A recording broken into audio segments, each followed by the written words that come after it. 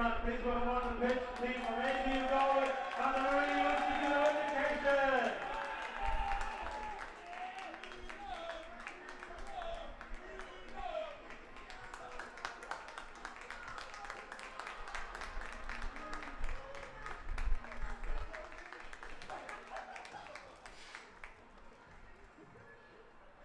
Ladies and gentlemen, we would ask you to please stand for the national anthem.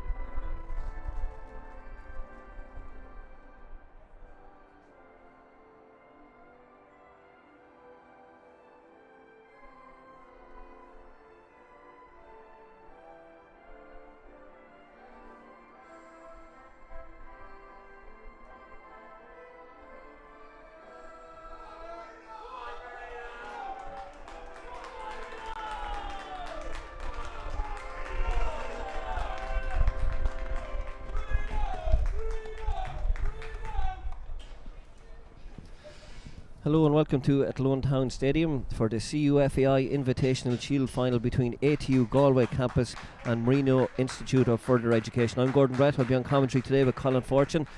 Colin, both teams have come through after being knocked out of the cup section of the Invitational tournament, but they've got their act together. They're now in a final and there's a national title up for grabs here for these guys. No, absolutely, Gordon. It's great to be here firstly on another lovely day. But two good sides, Gordon, I believe, and although they have lost in an earlier round, an earlier competition, they've done very well to get this far, and this is going to be an interesting game, and it's going to be interesting to see what Galway Marino, what way they line out and what way they play this game. Yep, so just as how the teams got to the final, ATU Galway beat Plunkett College 7-1 in the semi-final, so plenty of goals there. They beat Pearse College 4-1 in the quarter-final of the Shield section in their cup game. So basically the structure of competition, if you get beaten in the cup you drop into the Shield section, but in the cup they were beaten 4-1 by Cork Colleges of Further Education.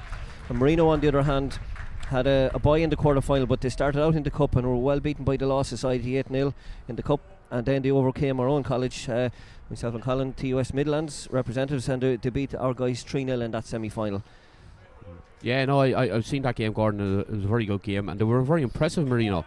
I was surprised after a defeat 8-0 earlier in the rounds. I didn't think they were going to be as strong as they were, but they were very, very strong against us. They could have been missing a few players early in the earlier rounds, but they look a very good size, and they're going to be formidable today there. Yeah, so I'm going to run through the teams just as some photographs are being taken. ATU Galway Campus B team: Adam Davey, Emmanuel Amusan, Dylan Howley, Kenny Ayanda, Leo Legal, Jordan Waldron is the captain, Michael Okocha, Charlie Felipe, Jose Palaciones, Reggie Abalia and Walid Musin. That's the Galway side, and for Marino Institute we've Ben Dunn, Rory Fitzpatrick is the skipper, John Kennedy, Oran O'Connor, Cathal O'Connell, Dara Kelly, David Greenwood, Tommy Hennessy, Kieran McKeown, Brady Duffy and David Farrell.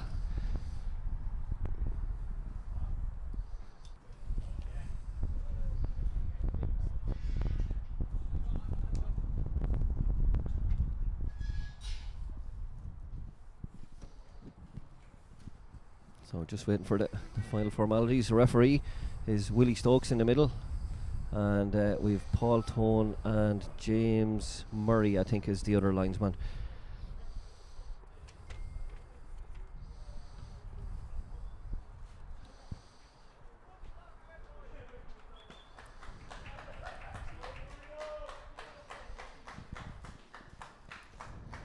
So sunny day, but wind has been a feature, Colin, over the last 3 days at these finals. Same kind of wind direction, kind of just coming straight across on your screens, coming into the bottom left hand corner, but it'll favour, as teams change sides, it'll favour the Galway men in maroon who'll play from right to left. Yeah, it's going slightly across the pitch, but it's more so down into that corner towards the car park and the turnstiles. It has been a condition here, so it has. Yeah, actually I have the colours the wrong way around. I automatically assume Galway are in maroon. Marino are actually in the maroon, playing from right to left. ATU Galway are in a way strip, I think, in a grey. Thankfully it's grey with black numbers. We had a team here yesterday with grey with white numbers. Almost impossible to pick numbers out for our commentary, because obviously won't be familiar with every player, but yeah, so a little bit easier. ATU Galway play from left to right into the wind. The coaches, we just mentioned those. Brian Laffey is the head coach of the ATU Galway side. He's ably assisted by Neil O'Leary, and the legend that is James O'Toole is the physio down there. And on the other side we have Liam Gallagher. Liam is the manager of the Marino side, but Liam is well dressed today. He's in a three-piece suit. He's shown this final due respect, and we once had, if you remember, we had Roddy Collins down here as manager a number of years ago, and the chant from the fans was the best dressed manager in the league was the song. So we've Liam Gallagher who's channeled his inner Roddy Collins today for this final. He certainly has, Gordon. I've seen him down in TOS Midlands earlier on in one of the rounds, and he was dressed the very, very same, and fair use to him. You know, he brings good personality to the game, and it's great to see down there. Yeah. So some people are tracksuit managers, some are three-piece suit managers, and so well done, Liam. And I know we're having a bit of fun, but fair play, and he's put the work in with this team. So you say ATU Galway trying to get the ball forward, and there's a little bit of support here, and it just adds a little bit to the atmosphere. It's nice when some of the students come to support their teammates in these finals. It certainly is, and that's been a credit to them all week, because every team this week have brought a great crowd with them, and it's added to the atmosphere, and it's made it a big occasion for all the teams. It's nice to see. So ATU Galway's in the grade, just Waleed Musin just allows that one to run out. And the right back, who is Emmanuel Amusan, will just come forward to take that throw in, as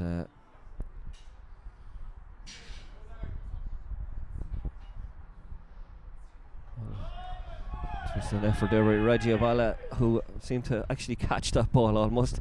Yeah, I think he was looking for a free kick there that wasn't coming his way, and I think the referee gave handball in the end. Yeah. So the ball is with Thomas Hennessy at the back here for Marino. He goes back to his keeper, Ben Dunn. Dunn plays across. Left his defender in a little bit of trouble as Marino tried to get through the midfield here with their number 10, David Greenwood. Finds Kieran McKeown. Full back there, Rory Fitzpatrick, the captain, gets upended a little bit. Yeah, I think that's a certain free kick there. And to be fair to the defender, he put the ball past the player, and he looked like he was going to get in the end of it, and defender just cut across and blocked off his path, and a certain free kick in a dangerous position for Marino Institute. Yeah, Willie Stokes, referee there, had no choice really but to blow the free there. Probably later in the game it might be a yellow, you know. Yeah, no, absolutely. Yeah, he knew what he was doing, the defender for ATU Galway, and this is a dangerous position. Marino are looking like they have some big lads in there. Ball falls to their number 4. It was Oran O'Connor, but couldn't get his foot around it to get a strike on target, as ATU Galway in the Palaciones plays it forward, tries to find his number 8, Felipe. Stopped in his tracks by Rory Fitzpatrick, the Marino captain. Yeah, good run by Felipe from midfield, and he was well tracked.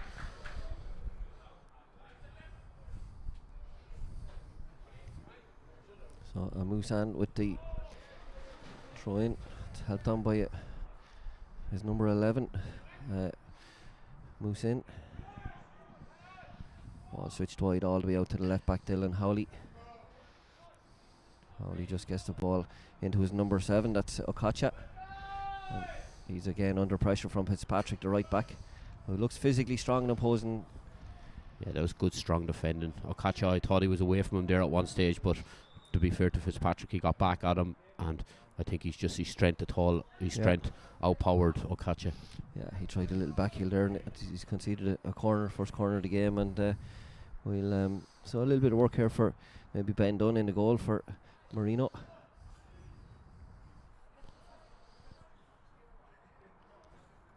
Yeah, it looks like Reggie Ayabel has gone over to take that. It looks like he's going to be an in-swinger, so it looks like he's going to put it in the top of the goalkeeper here.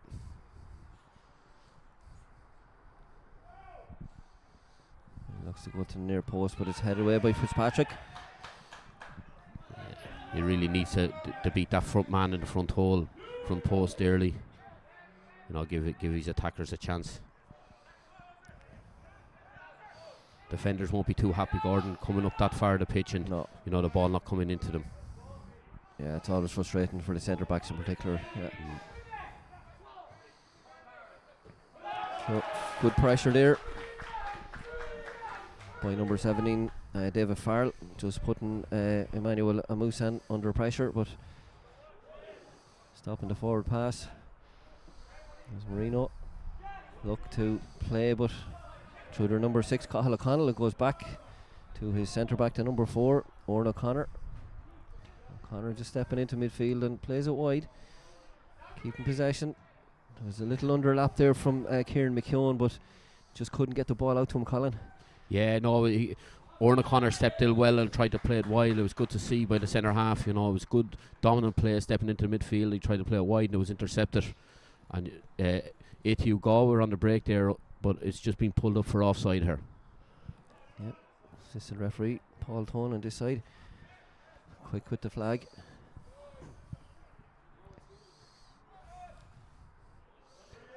Charlie Felipe was on possession, but it's going to be a free kick there.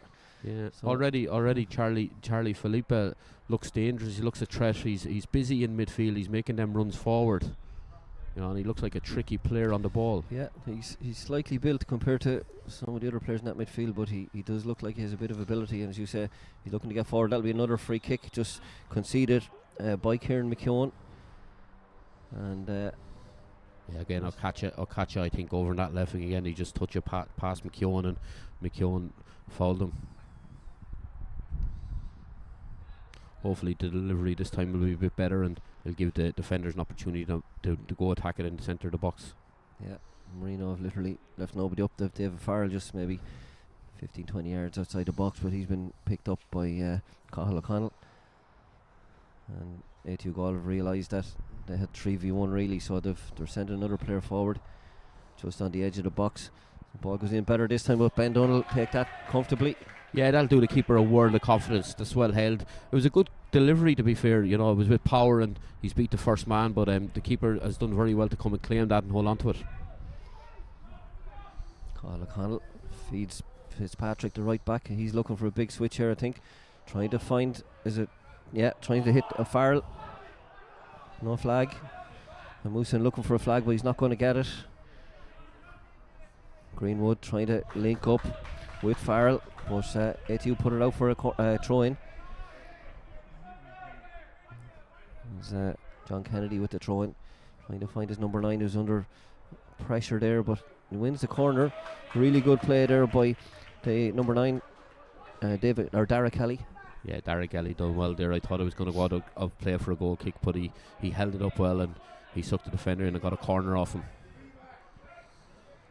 And he's a big man. Dara Kelly's gone straight in on Adam Davey, the keeper for ATU Galway. That's right, and Oran O'Connor is after coming up from the back as well, who's very good in the air also. Into near post, and keeper just did enough, but there was a run there.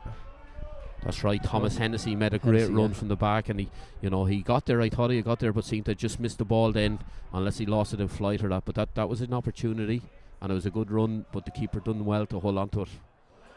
Good header by Howley.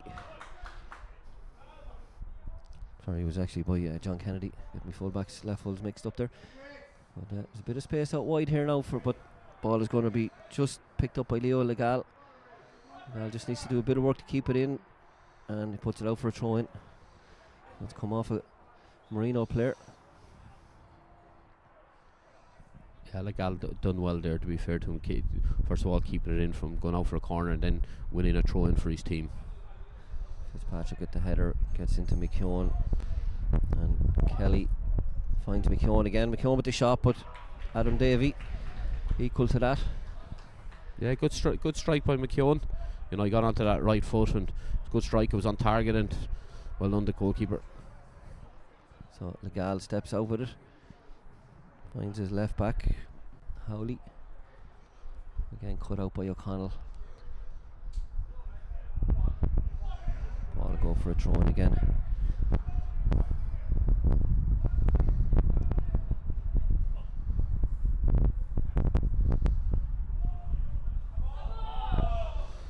Just as a bit stop-start at the minute, Gordon. Yeah. You know, I know it's early in the game and you know it's a final and none of the teams will want to lose, but it's a bit stop-start and you know one of the teams are going to have to get a foot on the ball and try to control it because it's there for both teams. Yeah, almost 10 minutes gone, and I suppose we've seen it in a lot of the games over the last couple of days. It takes a while sometimes for the college's game to settle and a pattern to emerge and one team to maybe take over and be dominant, as McKeown trying to keep possession and little dart inside by John Kennedy, but ball taken away from ATU now. Maybe have a little opportunity to get in behind, but that ball's just going to be too high. A little bit too much work for Okacha to do there, but yeah, Jose, the centre forward, had dropped in there in the 10 position and there was a runner past him and he tried to find him but just overhit the pass. It was hard luck. It was a good break. There was an opportunity there. So O'Connell picking up possession, looking forward, has to go a little bit shorter to his wide man.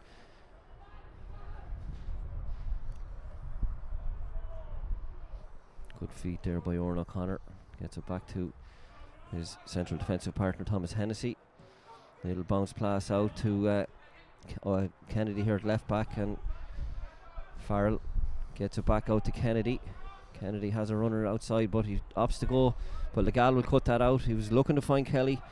He was looking to find Dara Kelly's feet, but he had made a run in behind rather than dropping short for it. Yeah, that was a good ball in, Gordon. The centre forward had got in front of his centre half and pinned him. There were options there, but I think it was good ball and it was clever by the left foot to try to play that pass in. But the build up for it was very good by Marino to get to that position. Fitzpatrick coming inside there, finds McKeown. McKeown into the number 10 actually, David Greenwood. Just trying to drop it over the defence, but doesn't really happen for him as Hayanda steps forward with it, and Musin lost that there, but Amusan came in, covered up the mistake, and yeah, it was a good honest challenge between Kennedy and Amusan there, and a throw in here for Marino College, just inside the ATU Galway's half. So Kennedy tries to throw it over Amusan's head, but Hayanda just flicks it into midfield, and again ball just knocked long by Waldron, the captain for the Galway team. He's sitting in there in that 6 role. He'll be looking to pick up Greenwood, and he's just the wrong side of Greenwood, as we mentioned that, and ball is with Farrell. Farrell tries to find it. Well, I don't know, is he looking for McKeown or maybe Hennessy, but ATU Galway have the ball here in that number 8 again. Charlie Felipe finds his number 10, Abalia, and he looks to play one in behind, but O'Connell cuts that out, and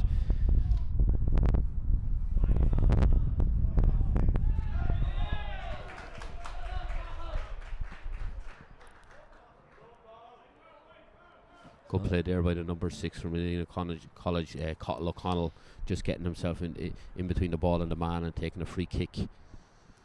Just settled Marino down again. Yeah. He looks like a player that can read the game pretty well, Colin. Yeah, no, he looks neat and tidy in there, to be fair to him. As does the other midfielder there, Greenwood. He looks very good in the ball. Again, he looks a bit slight, but technically looks a good player. Kennedy with the throw finds his centre forward, Dara Kelly. Kelly, a big, long, tall striker, trying to find McKeown, but O'Connell steps in to take possession, and he'll comfortably get it to Kennedy. Kennedy into the feet of his number 10, Greenwood. Greenwood finds Farrell. Farrell with a little flick, but he loses possession to it was actually to Avalia. Yeah, no, they're good when they come off, Gordon, but you know, at that stage, that time it did not come off, and you know, he's just giving possession away. Waldron just plays it back to Ayanda. Ayanda across to Legal, central defensive partner, as he plays it in to Felipe, who's under pressure from McKeown that time, and he loses it to Greenwood. Greenwood, I'm not sure will there be a free kick there. I thought he might have just had a little bit of advantage, but he just flicked it around the corner for the centre forward to try to get him through, and it just ran onto the goalkeeper. I think it's a sign of the conditions as well. The wind is going that way. Yeah, it's very strong. It might look sunny and fair on your screen, but there is a strong breeze that blows here from right to left, and has done for this is the third day of the finals here. We're at the it's the CUFAI Invitational Shield final between ATU Galway Campus B team and the Marino Institute of Education. So no goals as yet, 15 minutes in. No chances either really, Colin.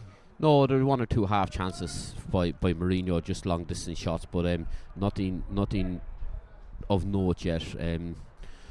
Marino have had a lot of possession. They are trying to link up play, but they haven't really created much, and ATU Galway as of yet have not really created anything. Kelly here with a chance of trying to get on his right foot, but Ayanda does very well just to stop him. Felipe comes away with it. He's under a little bit of pressure from Greenwood, but he's going to get the ball in behind. Okacha has a chance here now on Fitzpatrick. That's been a good battle so far. Fitzpatrick physically the stronger player, but he actually gets pushed over on this occasion from behind by Okacha. But I think that's something that we're going to watch closely, because as you mentioned already, Colin, Okacha looks lively, he looks like he's technical, but Fitzpatrick definitely quick and strong. Yeah, no, that was a good ball through by Felipe to start to get Okacha away, and it was a good recovery for Fitzpatrick, and good defending. He gets himself in between the player and the ball, and the player tries to win the ball, but he gives away a free kick by pushing the player in the back. It was good defending, and it was a good break by ATU Galway. I think they need more of that though. Yeah, Musan here as his winger outside. Moose in. Greenwood heads it back. Left O'Connell with a little bit of work to do, but again dealt with it very comfortably. Looks really technical and secure and comfortable on the ball. O'Connell, as Kenny tries to come forward, but blocked out by Felipe, the midfielder, just sliding across in behind his number 11, Walid Moosen, just to stop that forward kind of run by Kennedy. Yeah, no, O'Connell has been impressive in these early stages, Gordon. He looks for technically very, very good. Yeah, McKeown tries to lift it over Ayanda, but Legal comes in, puts it out. Moosen trying to keep it in play, but Greenwood in close attendance. It'll be a throw in for the Galway men.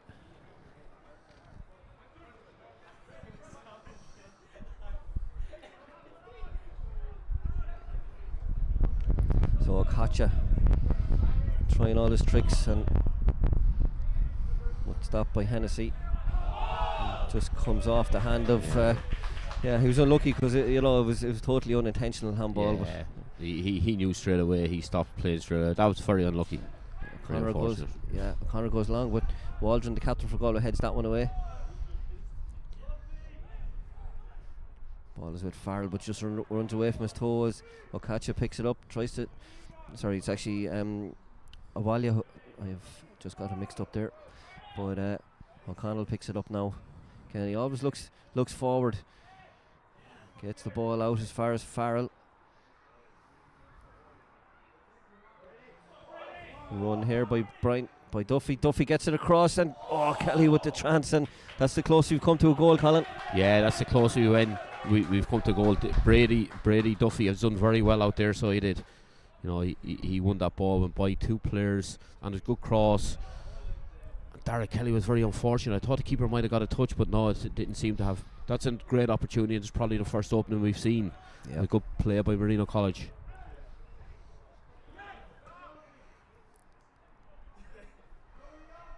So Adam Davey, he's a full stretch, but ball runs past the post as Legal steps into midfield. Plays a really difficult ball for his Placiones, the centre forward, to deal with, as Greenwood comes in and tries to hit it first time, and he's almost put it out of the stadium. But again, there's actually a chance there, Colin, because he's coming onto it if he connects with it. That's right. He was well picked out, to be fair, and he came onto it, and he has the technical ability to hit that first time. And he's just unfortunate it bounced right up, and he never got a hold of it at all, and he nearly cleared he did clear the fencing behind the goal. Yeah, ball just was pulled back by Farrell. But there's just been a sign the last couple of minutes that Marino Institute are starting to get on top in this game and create more opportunities.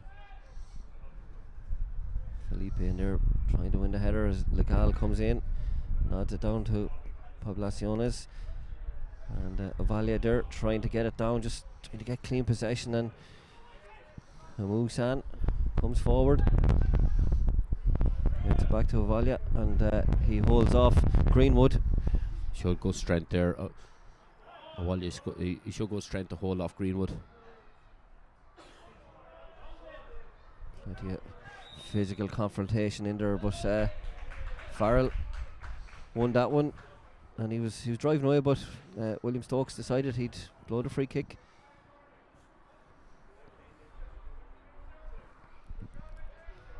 Kennedy, that's just a sign again that, you know, ATU Galway, they have individually, they have some very, very good players that are very tricky on the ball.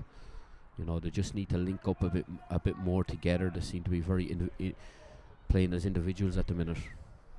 O'Connor here goes into midfield where he picks up McKeown. McKeown tries to drive at the defence.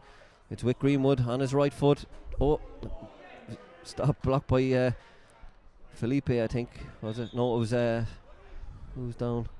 Actually, it's the centre back. It's like, yeah, it's Ayanda, I think. Yeah, Ayanda. That was an important block because that was on target. That shot, that was a shot cross. It looked like it was on target. That might cause a problem. Problems to the goalkeeper. Yeah, Greenwood just coming in onto his right foot. Yeah, just showed the strength of the centre half. Owen O'Connor as well, stepping in there, and it was a great ball into David Farrell, who turned and got Greenwood on it here.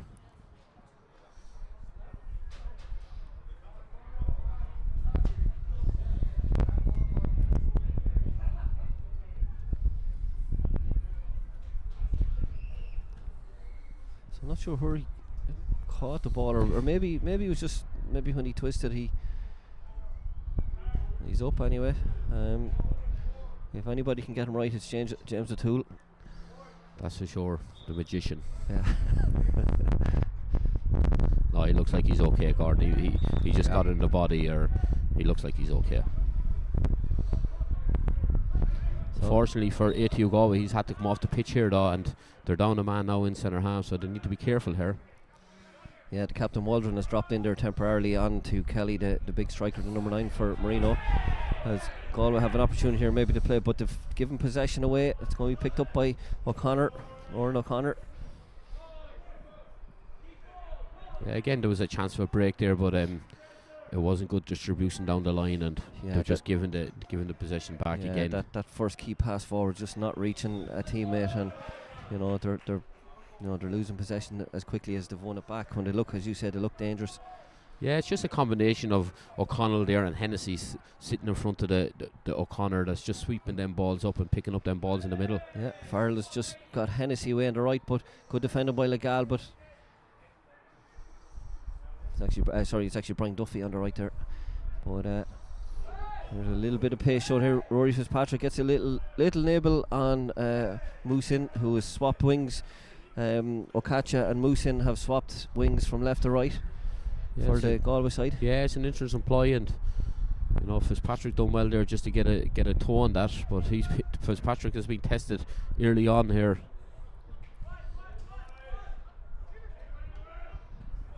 So ball is picked up by McKeown, who's been in plenty of possession. He plays it off the shins of Amusan, and he has picked up another corner here for the Marino men in the maroon. Again, the big men are coming up from the back, and it's another dangerous opportunity for Marino. Yeah, Greenwood with the corner. Good, great shot here, courtesy of Anthony Quinn Aviv, our goal line cameras. Greenwood just hangs that one up there. Keeper does really well. Adam Davey made it look easy. He done very well up above Dara Kelly, so he did as well, because Dara Kelly's a big man up there, and the keeper done very well, and he held on to it because there was people around him. Look, he didn't drop that. Yeah, but he's just coming in around him as he takes it, and Kelly, the big striker, as Ayanda steps forward, he's back and he's fit, but there's another player down injured, and the whistle goes here.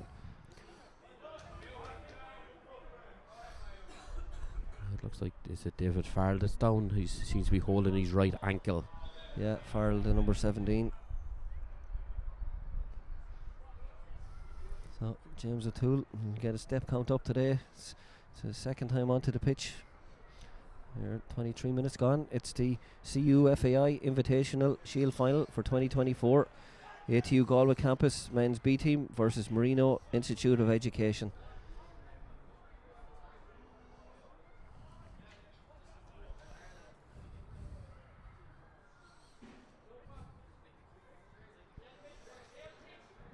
So James O'Toole, he's going to earn his corner today by the looks of it. He certainly is.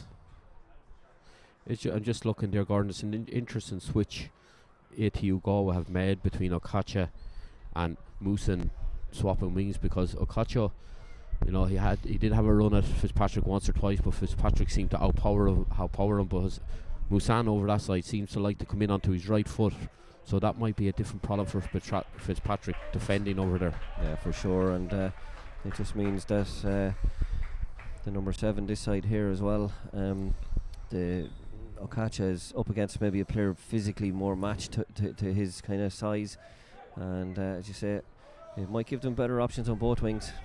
Yes, they need to get something going. They need to get these players on the ball a bit more, because they are a threat going forward, but they just haven't been in possession enough to create any problems. Yeah.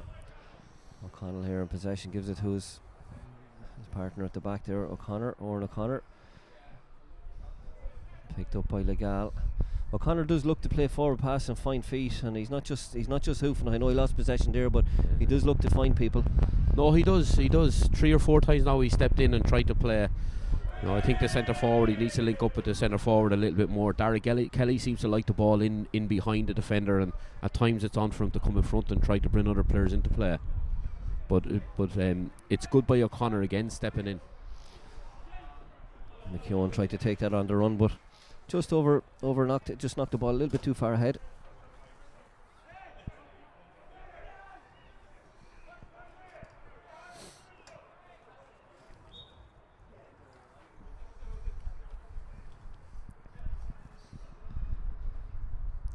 Kennedy just can't get past Felipe as Okacha showing the clean pair of heels to O'Connell. That has to be a yellow card, Colin. There was a tug there in the jersey. Yeah, I think that's what we were talking about a couple of minutes ago, Gordon, with Okacha. He does look a trek, he does look pacey, and we just seen that there, and he put the ball past the Marino number 12, Thomas Hennessy, who just pulled him back, and it's a certain yellow card, and he's received that yellow card. And it's good play by Okacha, good attack and play. It just shows how direct he is and how good he can be when you get him in position. So Felipe will take this. Thomas Hennessy, first yellow card of the game.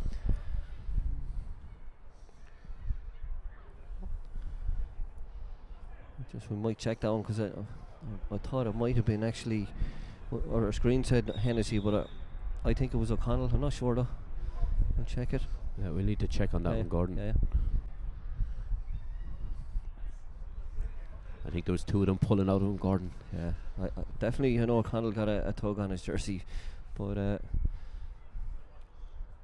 so William Stokes is well up on the play, and assistant referee Paul Thomas on the other side, so the officials had a good angle both sides. As Felipe puts a decent ball into the box, it's going to hang up, and keeper does really well.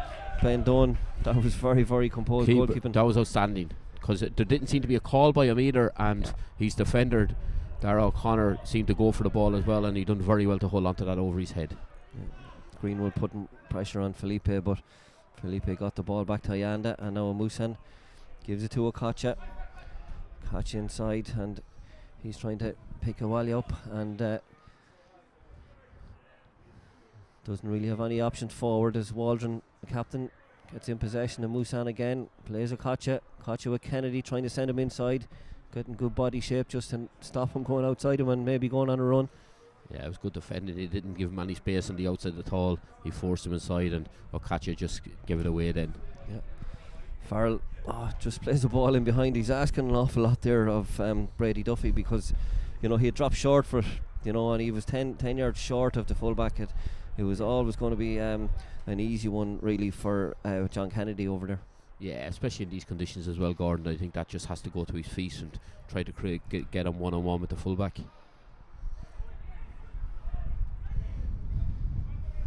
And they're playing it inside to Felipe. Felipe nicked off him by O'Connell. O'Connell gets it to Greenwood. Greenwood looking for options. He's looking to go out wide now with Waldron and Ayanda. Ball with Farrell. Farrell gets it through the legs of Amusan. So Greenwood gets his head up, pulls the ball back, but Ayanda takes on his chest, and there was a shout for a handball, but there was no chance there. That was good position by the centre half, Ayanda. He took up a great position in the middle. Kennedy almost gets in behind, but that was great work by Okacha, back doing defensive work. No, fair dues to him. He tracked the full back Kennedy the whole way, and good defensive work, and he cleared his lines.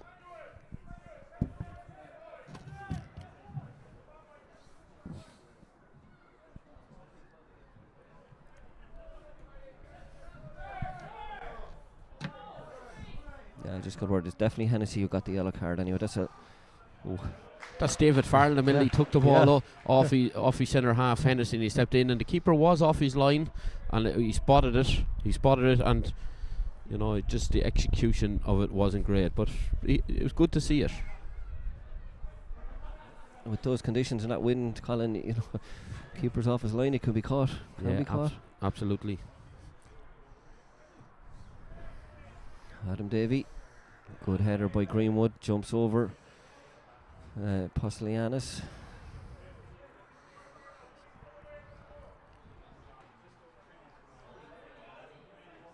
Centre forward does well. Griffey tried to get the ball out to Okacha, but cut out by Kennedy. Kennedy I think he thought about just chipping it over the top, but he keeps going himself, and he's made great ground. Felipe comes across Kennedy, taken off his toe by Kelly. Kelly gets it out to Davy Brady, and that's a great strave at full length. A shot by Farrell, was it? Kennedy again trying to keep possession, tried to find Greenwood, but Musan will clear his lines. And the ball is going, that'll be a free kick, and there's another yellow, is there? No. There is. Is he going to his pocket? Yeah, a second yellow card of the game. David Farrell picks up a yellow, second yellow for the Marino boys. There's a great run from left back here, from Kennedy left back position. He ended up inside in the forward line, and he played the ball to Kelly, and Kelly out to, I think it was Brian Duffy out there, who came in on his right foot, and it was a good strike, and the keeper, to be fair to him, palmed it away, and it fell for Kennedy, but nothing came of it at the end. So it's Marino doing all the pushing for us in the issue, Colin. Yeah, they've been a better side. They are nice, neat and tidy, and they like the possession, and there's some technically very, very good players. They're just lacking the goal at the minute. Kennedy heads that one off Okacha. It's a handball. Again, second time Okacha's ball has just come off him. Inadvertent handballs. It's a little bit unfortunate there. But to be fair to Willie Stokes and Paul Tone, they're on top of it. Kennedy, the left back, goes long with his right foot. Legal and Ayanda almost run into each other. Waldron just hooks that one, kicks it forward. Kennedy again takes it down. He finds McKeown with a deft little touch. Has O'Connell, who we've been very impressed with, but he gives that one away. Just trying to get Greenwood away outside his number 10. Yeah, he just tried to, get the defender out of touch and tried to put Greenwood away. He was unlucky. So Kennedy with the throw in, looking for movement. Ball is into the feet of Kelly, who almost gets a hold of it, but it's blocked, and Ayanda offside. Okay, Kelly, to be fair, he works very hard up there. He just needs to get the ball into him a little bit more and get control of the ball, because a lot of it is bouncing off him. Yeah, and you say, Colin, maybe you're wrong. Maybe he needs to just show in front of the centre backs. He has a tendency to look to run in behind. Yeah, it could be a confidence thing with him, Corden, that he has come for one or two and it kind of bounced off him. So now he's just starting to run in behind. But he isn't a bad player. Just needs to get that confidence to get out in front and hold the ball. That's a ball over the top, but I think that's asking a little bit too much of the centre forward, or the number 10 actually, Reggio Vaglia. Yeah, it nearly caused a bit of confusion there between Hennessy and Dunn. Kennedy holding off Okacha. Comes in comfortably into O'Connell. Colin gets his head up, finds O'Connor. O'Connor goes long. He'll find McKeown, but they won't keep that in. Just a No. Ball just was driven at him really. To be fair, it was a difficult one to control. Yeah, no, there was too much pace on that. That was a difficult one. I think it was just a clearance by O'Connor. He was put under pressure and just cleared it, and it just fell from McKeown. But there was too much pace on the ball. O'Connell all the way back to Ben Dunn. Ben has really only had 2 corners to deal with, and there was a decent cross put in there earlier on by Felipe from a free kick, but he came out and made easy work of it. Yeah, no, the 2 goalkeepers have looked solid, to be fair, from crosses coming in these conditions as well. Farrell trying to draw some midfielders in. Needs to go kind of across the pitch to Fitzpatrick, who just can't get a hold of it. Yeah, he just took his eye off the ball there. He was probably looking for the pass before getting the ball under control. So Waldron trying to find a Volle's feet, but again O'Connor just outmuscles him on that occasion. I think physically Marino look very strong down the middle. If ATU Galway can get the ball wide, get a Kacha in it and get Musan in it, and maybe Philippe, in the higher areas, that might cause more problems. Yeah, McKeown tries to go outside, and Musan, he has a left foot, but it's with Ayanda, who finds a Musan. And Musan plays it inside to Felipe. Felipe, good first touch out from his feet. Almost gets a really good ball in behind for Okacha, but O'Connell, who's on that yellow card, just cut out that pass as O'Connell picks it up now for the Marino boys. Kennedy is sort of in an inverted fullback position here, right through the middle. Yeah, he's comfortable on the ball, Gordon. Yeah. He doesn't mind going in there. We've seen that once or twice already. Yeah, and he's dominant right foot, so he's happy enough to go inside in possession as Farrell drops here. That's right. Naturally, he's going to be brought in there, going in onto his right foot. But he stepped in here as centre half now at the minute. Yeah, it looks like O'Connell has gone to left full. I think that's Hennessy. I think it just happened. I think it just happened when Kennedy went inside there. Hennessy kind of just covered him here, and Kennedy dropped back into his position. They look like they're swapping back now into their more natural positions. But sometimes rotations like that can cause problems. Just with confuse teams. Yeah, absolutely. Farrell under huge pressure there by Volley, and that'll be a free kick. He needs to be careful because he is on a yellow. David Farley picked up the second yellow of the game for the Marino men.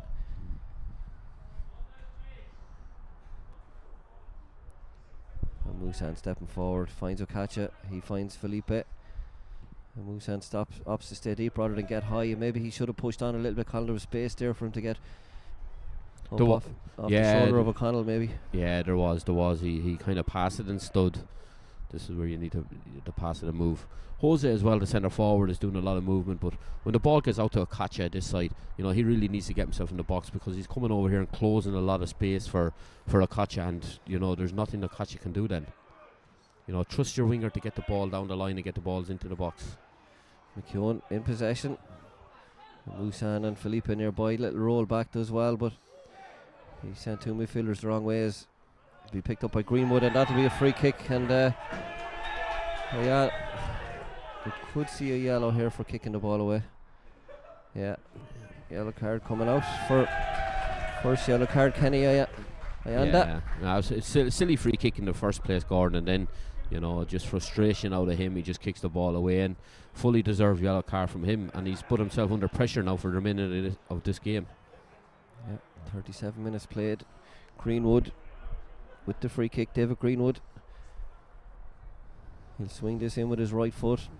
Again, with the conditions, the wind, this could be a tricky one for Adam Davey in the Galway goal to deal with. Yes, there's a lot of big men in there now. It's getting very congested and around in front of him. Kelly at the near post. Ball goes in low, flicked by McKeown, but it's offside flag goes up. Yeah, went in low and to try to work on something from the training ground, I'd say, and just didn't come off, and Fitzpatrick coming in around the back then was in an offside position.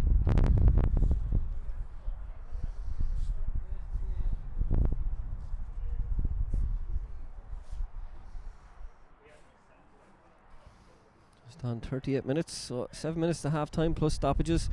Still 0-0 here. It's the CUFAI Invitational Shield final for 2024 at Lone Town Stadium at Lissie Woolen. As John Kennedy steps inside on his right foot, finds O'Connell. O'Connell gets it back to Hennessy. Hennessy has that yellow card in his back pocket, unfortunately for him. And Ayanda, another man with the yellow card, wins the header off McKeown. Felipe feeds Waldron. It goes back to Legal. Legal all the way out to his left back, Dylan Howley. So Felipe here, can he just find a forward pass? He's under pressure from McKeown, just muscled over it a little bit, and McKeown knocks it forward, leaves Kelly an awful lot to do. Yeah, Kelly just got himself a bit isolated there, but that was McKeown tracking back, and it was good play out of the midfielder to stay with his opposite midfielder and winning that ball.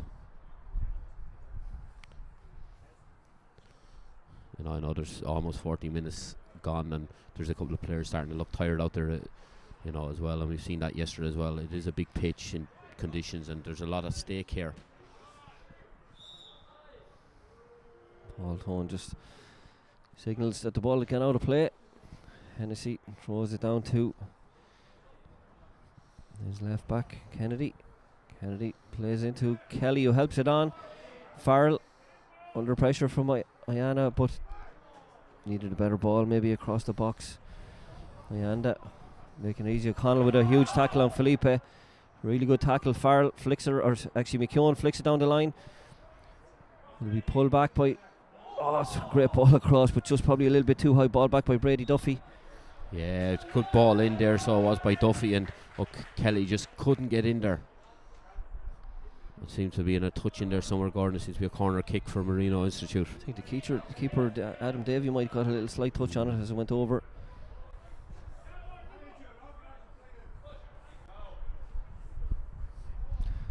So it'll be Greenwood again with the corner, swinging it in with the right foot. Kelly, the big man, in on the keeper. Ball goes into that area, but Davey just steps in front of everybody. I think when you put somebody on the keeper, they really need to make sure he doesn't step out that easily, Colin. Yeah, absolutely, and especially a big guy like Derek Kelly. There's no way that the goalkeeper Adam Davey should have got out in front of him, and it was an easy take in the end. Good header there by Kennedy. Ayanda plays into Waldron. Waldron gets it back to Ayanda, but they're under a little bit of pressure. Can't get it out. McKeown in possession. McKeown has Greenwood running behind Amusan, and he has to put it out himself. Emmanuel Amusan, another corner. It's the third corner inside the last minute for the Marino men. Yeah, they're putting themselves under pressure here, so the ATU Galway. Sometimes you need to just clear your lines. Ayanda there tried to overplay, and he got himself in trouble, and lucky it's only a corner they've got out of this. So the more of these opportunities you give to a team, the greater the chance they're going to get one right, Colin. So yeah, I'm just looking now. Kelly is in front of the goalkeeper again, and he just needs to stop him coming. Ball goes to the back stick this time, and there's a push there by Fitzpatrick on Poblosianis, and ATU are away trying to get up the pitch, but Marino have got bodies back, and O'Connor heads that one away. Ball coming to Kelly, just touches over top from McKeown. There's a chance here to get it down his chest. Ball falls kindly, and he puts it wide just past the left post. That was a huge opportunity, so it was. The midfielder, McKeown done very, very well to get in there. The ball ricocheted from Ayanda on perfectly into his pathway, and he just snatched at the ball at the end, and he pulled the shot wide. Big chance there for McKeown, for the man in maroon, Marino College. It's the Invitational Shield final here. We're very close to half time. Neither goal has been threatened. Well, I suppose the Marino goal hasn't been threatened all that much, but there's been a couple of chances by the Marino men as they get it wide here. Ball goes in, but it's just hooked away by O'Connor. Kelly heads it back the way. Ball is with Felipe now, midfield Felipe. Ball in for Obalia there, but it's... That's a bit of a wild tackle by Kennedy coming as the left full here on Iwalia. I think he caught him here. I think we could see the third yellow card for the Marino men, as referee William Stokes just goes to have a little word to see Ayaba how he is. He's calling on attention for the man. I think he caught him all right. Kennedy caught him, and I think Kennedy could be in trouble here. Yeah, he may have hurt himself.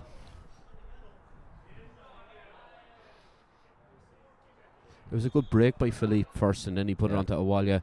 And to be fair, he was direct and he ran straight at the defender. Yeah.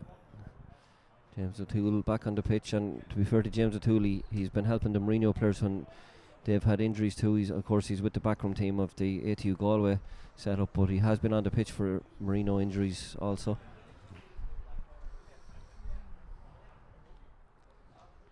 Well, he doesn't look that comfortable just right now. Oh, it seems to be his right ankle. He doesn't look like he can put too much power on it or too much weight on it at the minute. No, he's moving about there, and he looks better, like he might be alright. Oh, I know. He tried a little shuffle and it stopped. He's not comfortable now. Not comfortable at all. And it looks like it was a yellow card there for Kennedy. The yellow card went up there. Yeah. Ironic cheers from the crowd. John Kennedy, third yellow. Fourth yellow card of the game. John Kennedy, Thomas Hennessy, David Farrell all on yellow for Marino, and Kenny Ayanda from the ATU Galway has a yellow also to his name. Yeah, it was good to see Kennedy go over to see was Awalia okay that time. Yeah. And apologise to him for the tackle. Good sportsmanship. Yeah. Two of the Marino back four now calling on yellows. That's never a good thing. No, definitely not. Not with the pace of Okacha and Awalia and Philippe in there as well, because all it takes is one mistimed tackle and you're gone for an early shower. Yeah. Poblaciones with the free kick, lining up with his left foot. Can he get it over the wall? He does. It just sails over the top right hand corner. Yeah, that was hard luck. He got it up over the wall, but it never dipped quick enough. Yeah. And I think the keeper had it well covered in the end.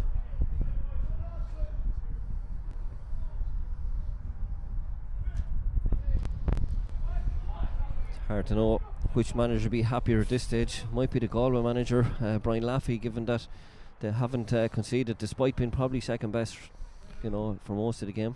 Yeah, no, I think you're right, Gordon. When you're on top like Marino are, you need to take one or two of them chances, because ATU Galway will get an opportunity in the match and will create chances at some stage. Kennedy goes back to his keeper, Ben Dunn. He doesn't hit it very well. Felipe hadn't got an angle to shoot, but he shoots now, and that's gone over the bar. That's a really good effort on his left foot, Colin. That was a great effort. I didn't think he had it on his left foot because he didn't take it earlier, but he done very well to take it from his right onto his left, and the keeper was in trouble, Gordon. The keeper thought it was in. Yeah, he wasn't sure where he was. Yeah, he was 2 yards off his line, and yeah. So I would imagine that's a little let off for Marino, even though they've been the more dominant side with the better chances. Yeah, absolutely. But that's been on two occasions. Ben Dunn has come from his line, and he's misplaced passes, clearances. He just needs to be careful with them, because the conditions are tough, and he just has to be more mindful of it. Yeah. Felipe trying to get forward there, trying to link up with Awalia, but be a free kick, and that'll be half time. So it's 0-0 here in the CUFAI Invitational Shield final from Athlone Town Stadium at Lissy Woolen. ATU Galway Campus B 0, Marino Institute of Education 0. But on balance of play, Marino probably should be ahead, but haven't put one away yet, Colin. Yeah, I think they've had 2 or 3 great opportunities, and they haven't hit the target. But he'll be happy the way they settled after 10 minutes and the possession they've had, and they have dominated the game. But ATU Galway will be happy to get in at half time. They've made 1 or 2 tactical changes out the field, and they'll be hoping that pays off and that works in their favour in the second half. But it's still a very, very tight game, and this is very hard to call. Yeah, we'll be back with more commentary and live coverage of the CUFAI Invitational Shield final in about 15 minutes time. Thank you.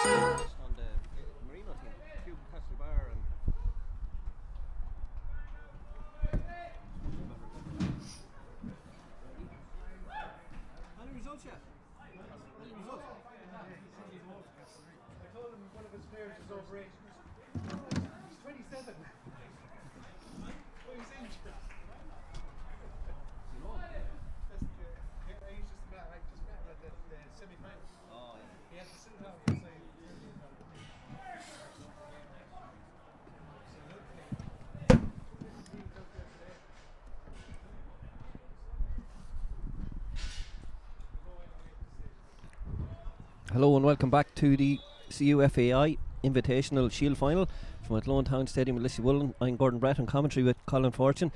Colin, 0-0, but Marino probably had the better chance in the first half. Yeah, definitely did, Gordon. They had 3 or 4 great opportunities. Unfortunately, they didn't hit the target or they didn't take the chances, and that's something they're going to have to do if they're going to win this game, obviously. But they've been the better team. They've more possession of the ball and they've created more chances.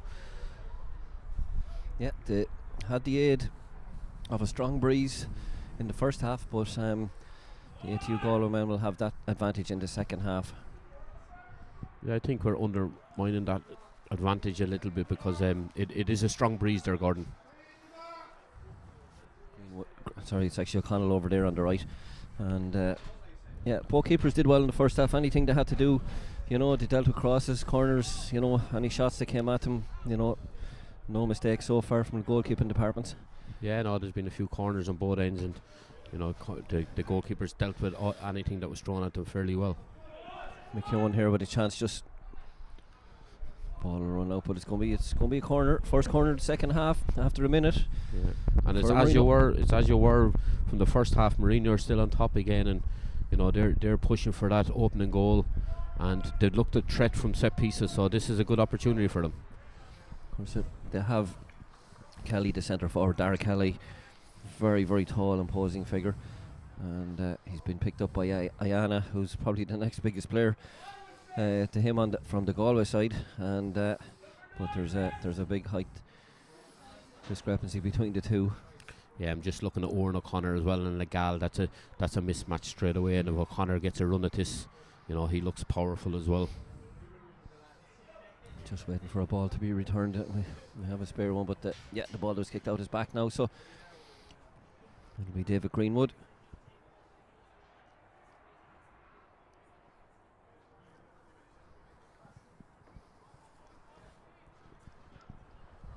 No, that's a credit to the goalkeeper as well. They're not going putting it in top of him anymore. They're going with the outswinger.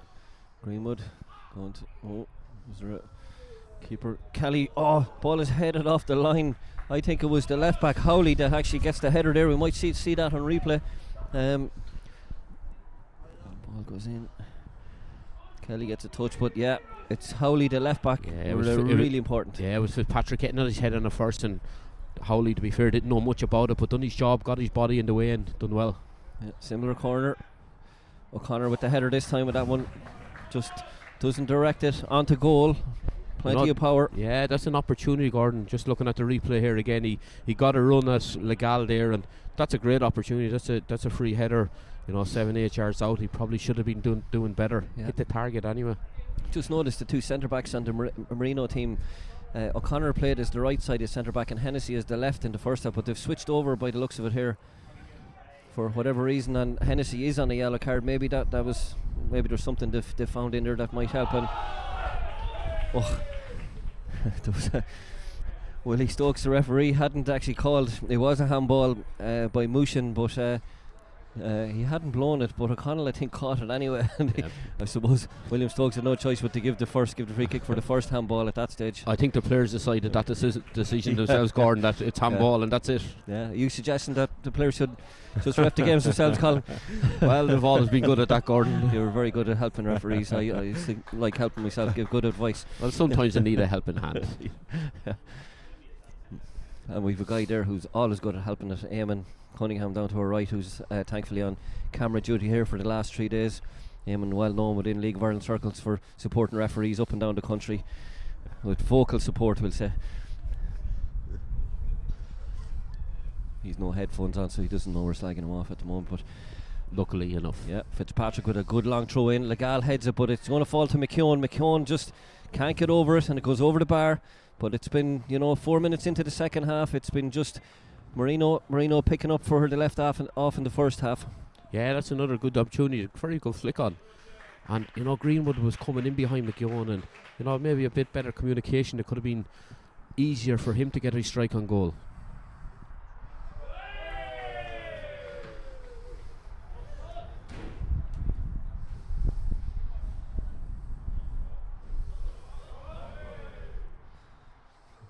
Molly Dunn down there, the sports officer at ATU Galway campus, retrieving the ball, down supporting her boys today.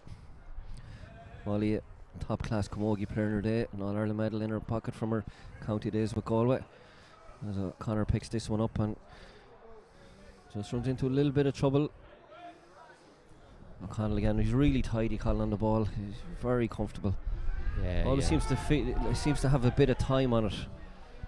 Yeah, he's not afraid to take it either, Gordon. He's demanding balls there in situations where other people won't, and he looks a very, very good player side us. Yeah, Felipe takes that one down, runs into a tackle by Farrell, who is on a yellow card. Waldron gets the ball to Felipe. Felipe won an SFEI Cup under 18 medal with Merview back in 2019, who beat Stella Maris. Holly Neary, a former teammate of ours down at Galway United, was the manager of that team, Colin, and it tells me he's a really good player. Yeah. Looks a good player in the first half, I'm sure Ollie would have done a lot of work with him, and as he does with a lot of Galway players. Yeah, who better to teach you how to play in midfield than Ollie Neary? That's for sure. Yeah, a real proper Galway United legend, and a goal scoring midfielder that, like yourself, Colin, to be fair. Lots of goals from midfield from both of you, and something we're missing in today's game is goals. We could do with a goal there today, Gordon, definitely. But to be fair to Marino, they're trying. Galway haven't offered too much yet in the last third, but hopefully that'll change. Yeah. Ball into the feet of Abalia, who does well to get around the rear guard, and it's blocked out by O'Connor coming across the centre back. But feature of the game that Galway from time to time do break, maybe create something. Had a chance just before half time, and one real chance they had. And so Marino can't rest on their laurels until they really, as you said, they need to get a goal. Yeah, no, absolutely. Galway have some very, very good players in the forward line. Even there, Awalia looks very good. Akacha looks very good on the right, and on this side on the left, Musin looks very, very good. And they just need to get them on the ball. They're not getting them on the ball enough to do any damage. Yeah, Poblaciones swings it in, but Fitzpatrick deals with it at the near post. It's a difficult one, but he gets his left foot around it. Yeah, again, he just needs to be careful here. He just needs to put this in the box. The wind will take this. He doesn't have to put too much behind the ball. Throw it in there. Give your defenders and your forwards a chance to go and attack it. Beat that first man. Yeah, there's just Felipe just standing in with O'Connell trying to get in front of Ben Dunn in goal for the Marino College man. Two-handed signal this time. He might be going deeper. He stopped it, and not sure this is part of a routine, but doesn't look like it is. He may go two hands again. One hand this time, just out of your shot. One-handed signal goes in similar corner, a little bit higher this time, but doesn't beat the near man, Colin. Like you said, he just needs to let the wind do the work for him, really. No, that's disappointing. And Legal is having a look over. He hasn't said anything, but he gave him that look, Gordon, as if you're bringing me up 50 yards and you're not putting the ball in the box. Yeah. Centre backs don't like running up the pitch. They don't. I've seen that. I've seen that look once or twice. You never put a bad corner in, Colin.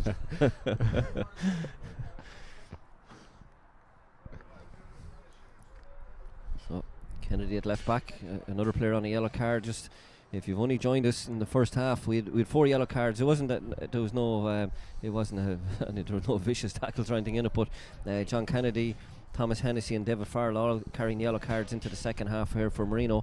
But Kenny Ayanda, centre back for Galway, as Avalia gets down the right, and he has a Musin in the middle, but ball almost fell to, actually it was a Kocha with the cross, my mistake. Poblaciones trying to dig the ball out, gets it to Howley, the left back.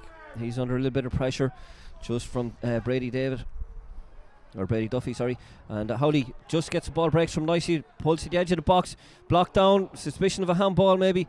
Poblaciones, he's blocked by O'Connor, who gets it out again. Avalia here has it this time. He's going to just drift it to the far post, and it was headed by Ayanda, the centre forward, who's still up there. Yeah, that was some good play there by ATU Galway, and it just shows you exactly what we were saying. They are threatening the forward areas. You know, Okacha doing very well firstly, go down to that right, and he put in a great ball to his opposite winger who cut inside Musa, and he was just unlucky. O'Connor done very well defensively, and then the left back here on the left side, Danny Howley done extremely well driving at the defenders, and again put in a good cross and good defending in there by Marino. But ATU Galway showed that they're going to be a bit more of an attacking force in this second half. Yeah, just noticed it. We saw a lot of cramp here yesterday, but David Greenwood looked like he was getting his not sure he's still stretching his outer shot on the right hand side, but he's just trying to stretch that calf and hamstring area. Cramp just 10 minutes into the second half. He started in a central 10 position, but he's drifted out into a left wing position. There's a chance here now. Poblaciones, he's left footed, tries to come back onto that left foot, but stopped by O'Connell, who gets it up to Greenwood, who we just mentioned. Greenwood trying to shake off the effects of cramp, but gets a ball forward for Kelly, but Ayanda sweeps across, picks that one up, and does he show it back? He gives it back to Kelly basically. Kelly turned inside, but Felipe picks it up. Nice tidy play. Yeah, defender done very well there, so he did. And he didn't just hoof it up the pitch, he tried to play it as well and trying to get something going for Galway. Yeah, McKeown just coming from an offside position. But I think you mentioned about the fitness already, Gordon, that this pitch is a massive pitch. I know the screen and looking on telly, it looks like a normal size pitch, but this is to the maximum. This is a massive pitch, and Astro as well in these conditions. Players are going to start feeling it after the 60, 70th minute.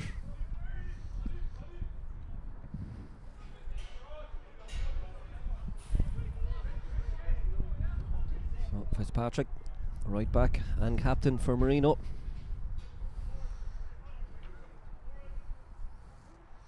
Villa FC player, and he throws that line. Not sure did it even go into play, did it? Well, it did.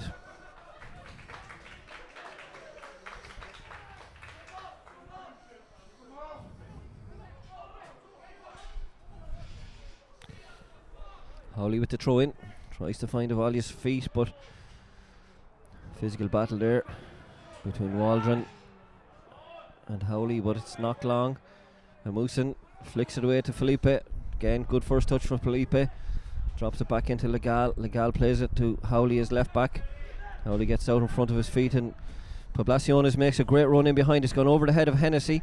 Hennessy finds Awalia, and he has a player out wide on the right. He has Okacha. Okacha here with an opportunity. Oh, he just stumbles as he cuts inside. Yeah, I think it was the right play, Gordon, because we've seen him hit one with his left foot already in the first half, and he tried to come back in that left foot, and he lost his footing. Yeah, of course, as he spotted, he started on the left wing, and he switched over to the right as McKeown cuts out possession there, and Felipe in with Greenwood, who had that cramp a couple of minutes ago. David Farrell, another player on the yellow card. Felipe, really good pressure, closing down Avalia here, trying to get beyond him. This is the first big chance of the half for the Galway men, but that's a great tackle. David Farrell, I think it was number 17 for Marino, got back at him, and it was a great tackle. He initially lost it to Awalia, and he'd done his defensive duty, he got it back in around him, and it was a great block. Super tackle, as Colin said. So again, Galway now maybe just getting a little period of domination, as Awalia just goes into the near post, and it's touched away, and it's a first. Oh, I thought that was going to be the first goal by Waldron. That was a great opportunity at that back post. Yeah, I think Musin got a touch, did he? No, it was Okacha, and it falls to Waldron, and the goal was gaping there, to be honest, and that's going down as a big miss, Colin. Yeah, that was nearly it was nearly harder to miss than score that, Gordon. Yeah, Waldron, another Murphy United player. Just the last 5 or 6 minutes, it's been fairly telling. Galway are really getting on top of this game, and in around the middle of the pitch, McKeown and Farrell need to start getting a hold of that ball, and O'Connell need to start getting a hold of that ball again. Philippe is starting to come more into it with his running. He looks like a fit young lad, he does.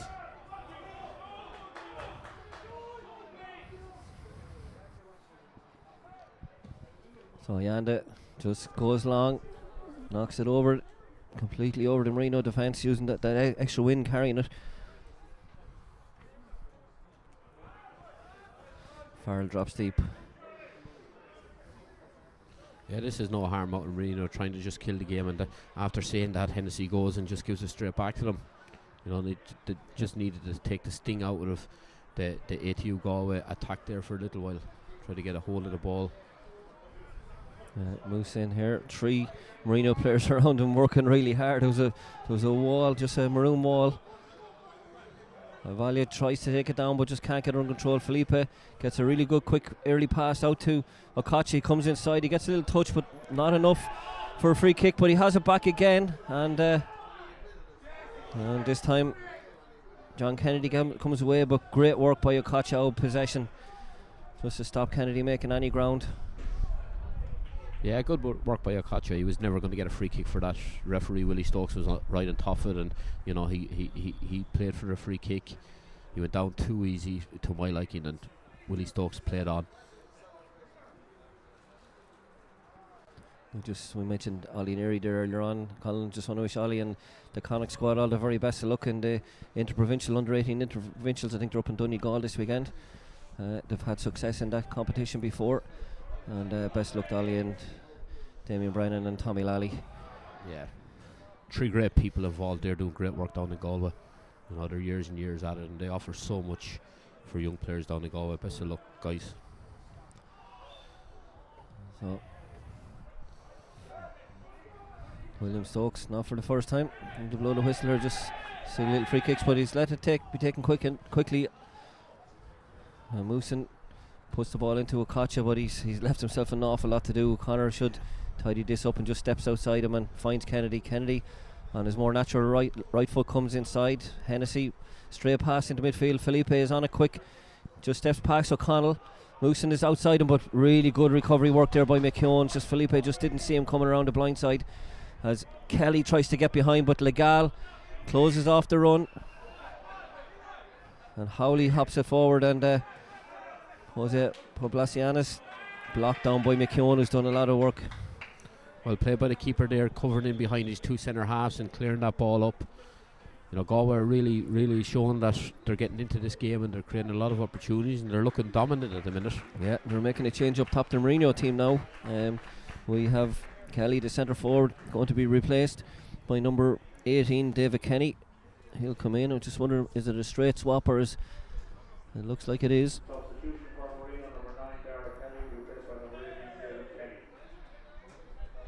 So maybe a little bit less physical presence up there now in height for Marino, but they're looking to bring in fresh legs after 62 minutes.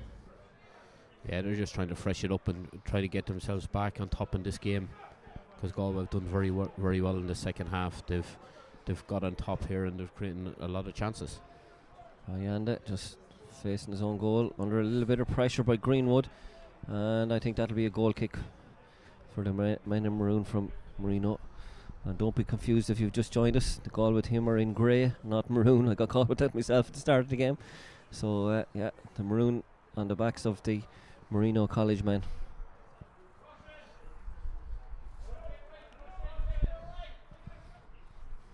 O'Connor cuts that goal kick out, and Brady Duffy, I should say, just in a little bit of a physical battle with Howley. Howley gets a good challenge in left back, and I thought the second tackle might have been just a little bit over the ball. Yeah, it was a little bit hard that time, and I think the linesman here, Paul Tone, is given a free kick for that. In fact, he has. Willie Stokes, the referee, has agreed with him. Yeah. Farrell, number 17, is going to take this. Substitute David Kenny in there, just that should be easy for the keeper, and he's under pressure. Ayanda has to hook it away. Howley completes the clearance, but it's only gone as far as McKeown, and Felipe trying to put a tackle in. There's another free kick, and I'm not sure about that one, Colin. No, I'm not sure. I thought he got the ball there. I thought he connected well. Yeah. We've just seen a replay here, the ball into the box. I think it was O'Connor, was it? Oran O'Connor, the challenge with the goalkeeper, and luckily enough it fell for the Galway defender. Farrell again with the free kick. These are dangerous situations for the Galway defence. Farrell, can he do something different this time? Just O'Connor with the header, but He's a little bit far out. He was having to arc his neck and try and, put a little bit of power onto that ball, but goes out for a goal kick. Yeah, he seemed to be stretching back there, and he got his head on it, but just couldn't direct it towards the goal.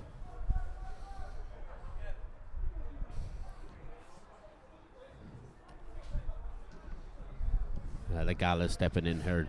They're doing a lot more of that in this second half. Legala and Awandi, they're not afraid to step in and go and link in with their midfield, and it's helping Galway an awful lot. Musin Poblaciano is trying to play it around the corner because Awalia had made a move. Legal here struggling to keep it in. He does, but he's under pressure. Howley does very well to get it to Waldron. Waldron with the forward pass into Jose Poblacianas, and Felipe gets it out wide to Avalia, and he's looking up. He's looking for the big switch here, and he might get a Kocha in. Kocha, good first touch. It's just there. He's a 1v1 here with Kennedy. He has a Moosin coming from right back. He may go with the early cross, and he does.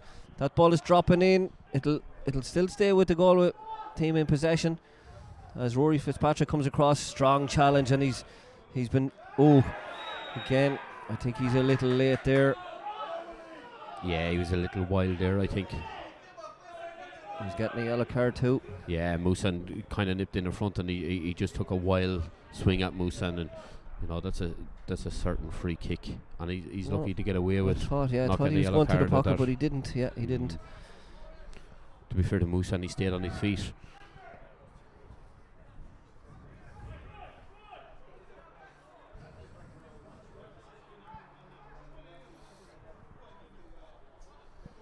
I think the Marino lads are trying to get Fitzpatrick back into the box. He's a big strong lad to pick up one of the Galway defenders. Felipe, Merview player here with the free kick.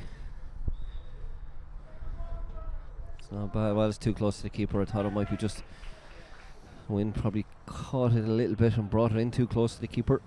Yeah, you can see what he's trying to do there, but the rest of the Galway team, they seem to be very far out. They need to be trying to get across the goalkeeper there. Greenwood picks up possession. Poblacion is trying to just keep him outside, and he does. He dives in, but Greenwood gets the end line. He pulls it back, ball stays in, and that'll be corner. Waldron back dropping into that defensive position, cuts out the cross. Looks like now Marino have pushed number 14 McKeown up front, and they've dropped the substitution David Kenny back into the middle to try to get a bit of fresh legs in the middle of the pitch. So 67 minutes gone. It's the CUFAI Invitational Shield Final for 2024. The ATU Galway 0, Marino College 0.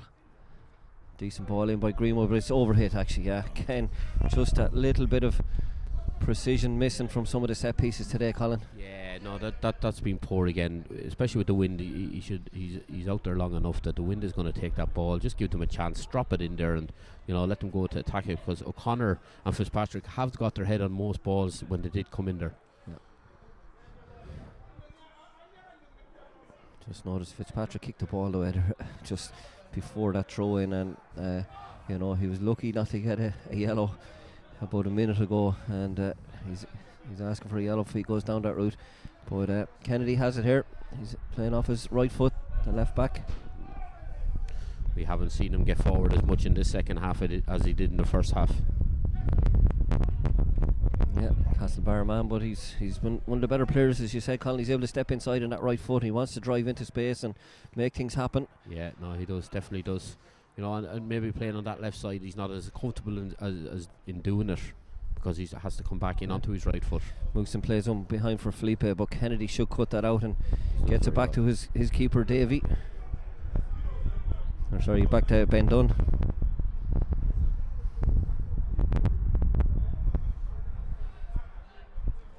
Nice little reverse pass by Ayanda. He'll be equal to that. Greenwood is trying to run through, but free kick for a late challenge in the centre of the pitch here. Yeah, well done to McKeown there. He done very, very well, and he see the run from Greenwood on the outside, and he tried to reverse it, and he just got clipped as he was getting the pass away, and rightly so, given a free kick.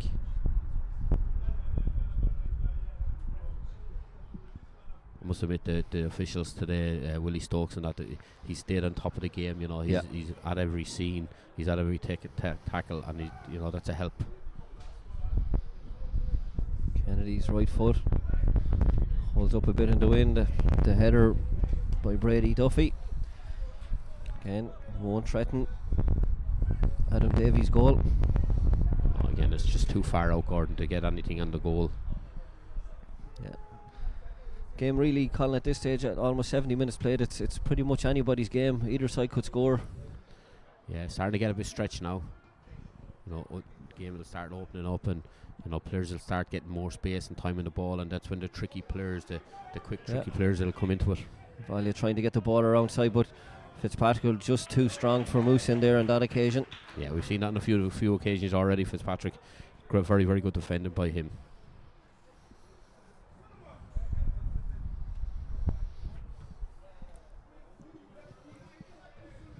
Head down by Ayana, but Felipe under big pressure by the substitute, David Kenny. But he sticks to the task and he'll be fouled, I think. Well, William Stokes is happy to let her run for it.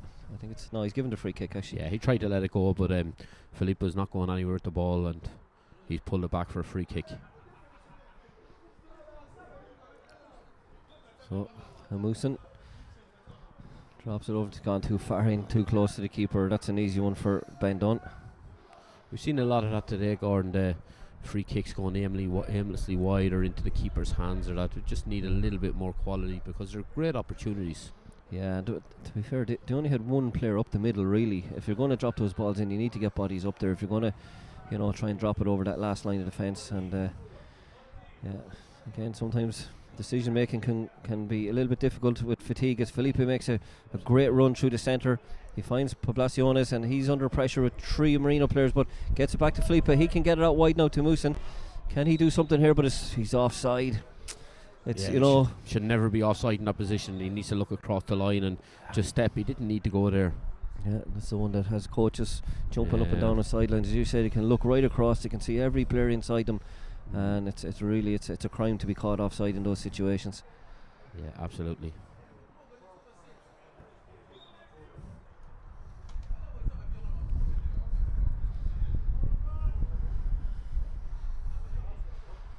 Patrick going to go along here. McKeown and Farrell up top. McKeown picks up possession. Greenwood runs in behind Amusen, and he should keep possession here. He had a little run earlier on, tries to flick it in, but Ayana very comfortably deals with it and steps out and finds Okacha to Felipe. Felipe's seen a lot of the ball in this second half, Colin. He's one of the players that might just do something. No, he's looking threatening. He is, he's full of energy, and he's technically very, very good on the ball. Yeah, and straight pass. Yeah, sorry, straight pass by O'Connor, but Howley picking on Moosen again. Yeah. Switch. Kennedy should deal with that, and he does. Kenny, the substitute, David Kenny, tried to put it over Felipe, but Felipe very skillfully flicks it back to his winger. Tried the big switch just as we were waxing lyrical about him. He gives it away. He's disappointed with himself for that one. Waldron has a little cut of Kennedy, the full-back coming forward onto his right foot here. Can he get the strike off? No, Ayana does really well, Colin. Oh, decision making. I thought he could have slipped McKeown outside left. McKeown had made a great run. Greenwood with the long range effort, and that was never gonna threaten the goal, and Waldron is getting a yellow now for the Galway side. Yeah, that was the kick at Kennedy after he gone by him. That's good refereeing again. Yeah, but a great run by Kennedy through the middle of the pitch, and I think he saw the headlines tomorrow. He didn't. He could have set McKeown up, but thought he'd have a go at himself, and unfortunately he was crowded out in the end. Yeah. So second yellow card for the Galway men. Kenny Ayanda, Jordan Waldron, the captain, both on yellow cards. John Kennedy, Thomas Hennessy, and David Farrell on yellows for the Marino men who are playing in maroon.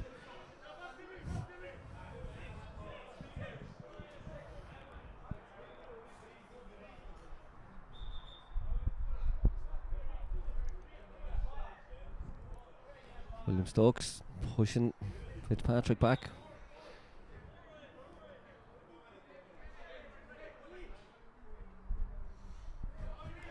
Goes long to Farrell. Farrell just wasn't going to jump over the gal there as Felipe shepherds the ball out, but I think it did come off him for the throw. Yeah, no, I think he's right there. Yeah, I think Felipe knew it himself. Yeah, he's keeping himself in close to the action. Felipe, he seems to be involved in everything that's going on in midfield at the moment. Yeah, he seems to be all over the pitch at the minute. Yeah, as he picks up possession again, and simple pass to his right, and Waldron tries to get one behind Marino. Wally just couldn't get a hold of it, tried to take it down with the outside of his right foot.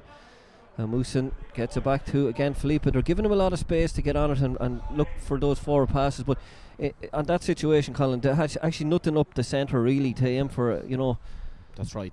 Philippe and Waldron are picking up a lot of ball here, but they don't have much straight up the middle of the pitch. They just need to get more, Ewalia up front or Jose up front. They need somebody up there. They need a target man or somebody to link off. Yeah, just on 15 minutes left, Colin, and we will have extra time and penalties if this game finishes level. But bit to go yet as Greenwood gets outside, pulls him back. Legal clears it. It'll come to Kenny, David Kenny, the substitute. He found Kennedy under pressure from Poblaciones, and Amusin gets Felipe again, but good tackle by O'Connell. Yeah, he needed to time that right side, didn't he? He done well. They don't seem to be getting O'Connell on the ball as much as they did in the first half. He's not dictating play, he's not getting on it, not linking it up, and it's affecting Marino at the minute. Hennessy under pressure from Amusin, but gets it to O'Connell, who Colin just mentioned there, and Kennedy plays with the outside of his right foot inside to Farrell, but Ayanda looks to be very dominant in this second half in particular, and yeah, he done very well there, step in, he read that and he stepped in and took it away from the centre forward, McKeown. Kennedy just cuts out Okacha on that far right wing. We're nearly getting to a stage in the match where the players won't want to make a mistake, and they'll be careful, and they'll start being snatchy and start getting nervous, and we might turn into a scrappy little game. Yeah. So Marino College had the better the first half in this CUFI Invitational final as the cross comes in from Catcher, but again we've seen this a lot. Completely overhit. Hennessy tries to shepherd that one. I was actually again Brady Duffy, but Hennessy gets the ball into Kenny, the substitute. He goes back to O'Connor. O'Connor drives it forward, and that ball has worked out very well. If McKeown, just unlucky, because there was an opportunity there, Colin. Yeah, if he meant that was a great ball, which I think he did. That was a great ball. McKeown just couldn't get there. The ball runs out of play, luckily enough for Galway. Rowley throws along. Poblaciones, a nice little ball into Felipe. Felipe gets it beyond O'Connell, not for the first time in this half. Ewalia was gone offside, and he did well not to pass it to him when he spotted that. Okacha doesn't get the ball at the first attempt, but again you can see Felipe dropping out into space to be available. A really clever player, starting to become a force in this game. No, he really is. Waldron is sitting in there just minding everything in front of the back four, and Philippe is going, and he's joining in with the centre forwards, and he's picking the ball up everywhere, and he's causing damage now. And just for me, looking at it, Evalia's kind of playing up front, but he seems to run left and right, particularly right, and he leaves an awful lot of open space in front, and there's no target then. There's no target. He's drifting over into Moosan a little bit, and he probably is saying in the first half we were looking at saying Kelly, who's no longer on the pitch for me, just running behind. They just need that someone up the centre of the pitch just to hold it up and link play, and because Felipe is getting on it, he will play those balls in, but there's no target. You can see when he looks up. You can see it already. Look where he is. He's 10 yards outside the box, Gordon there. Yeah. That's your centre forward. Yeah. That's your left winger, number 11, Musan in there. Yeah. Oh, that ball is cut out by Davy, but yeah, and Felipe then is having to go sideways. With the ball, absolutely. Yeah.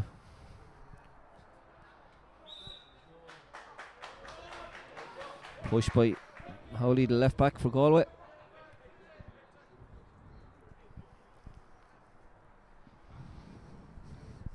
So Brian Laffey and Liam Gallagher, the two coaches, probably having to think about substitutions now. Do you throw somebody on to see can you win it, or do you keep people for fresh legs for extra time? Yeah, these are decisions. These are decisions the guys will have to make. I suppose they're looking at the team and seeing who's okay and who's still fit and who's still doing well. But they're starting to get tired out there, and a bit of fresh legs might be no harm, just to freshen it up a little bit. Yeah, just noticed Neil Leary and Laffey, I think, down there having a conversation. That might be just what's happening right now. Rory Fitzpatrick Long throw into the centre of the pitch to Greenwood. Just drops it over his head, but Legal, there was nobody really there. Nobody read it. It's amazing. Both teams seem to have the same problem. Like with Kelly coming out, you know, Marino don't have that target man. They don't have that fella up front that they can hit, and you know, balls are coming back too easy. A lot of the balls have been played in around the middle of the pitch, and not in the attacking third. Yeah, do you know if it's like that false nine thing? You know, the wingers have to get in and fill the central spaces, but it's not happening. So it's kind of hard to see where a goal is going to come from right now, Colin, because there's nobody actually creating anything that you really say they're dominant, or there's a player apart from maybe Felipe. If he just doesn't have the options ahead of him. Yeah, no, 100%. You're just, you know, maybe a set piece corner kick or free kick or something, and even the delivery of them isn't great. But the game is really stretched. It's gone a bit scrappy, and you know, and it is very hard to see where this goal is going to come from at this stage. Yeah, we're on our 5th final of 6 over the 3 days here in Athlone Town Stadium, the CUFEI finals, and we haven't seen extra time or penalties yet. And at the moment, this game will be odds on from what we're looking at. But Howley goes for a ball in behind, but O'Connor should deal with that. He has a catch coming, and he doesn't wait around. He just knocks it back into midfield. But Galway have possession back, and Howley has Ayanda. Moosin outside him. Akacha further up ahead. Again, Felipe just dropping into that little pocket, trying to get on it and be available. As well, again, this is our centre forward dropping, 40 yards from goal to pick it up. And no, this occasion, Poblaciones has stepped into the space, and he need to get it on his left foot here, but he's just been crowded out by 3 Marino players. That wasn't too bad at that time, Corn, because your man Jose stepped in as a centre forward. There's a bit of rotation. Yeah, but that's the first time that has happened, though. Moves in here. Kind of gets away with a little poor touch, pulls it back into Poblaciones. Now he'll need his left foot again, as we said, but it's cut out by Fitzpatrick, and it's an easy one for Ben Dunn to deal with.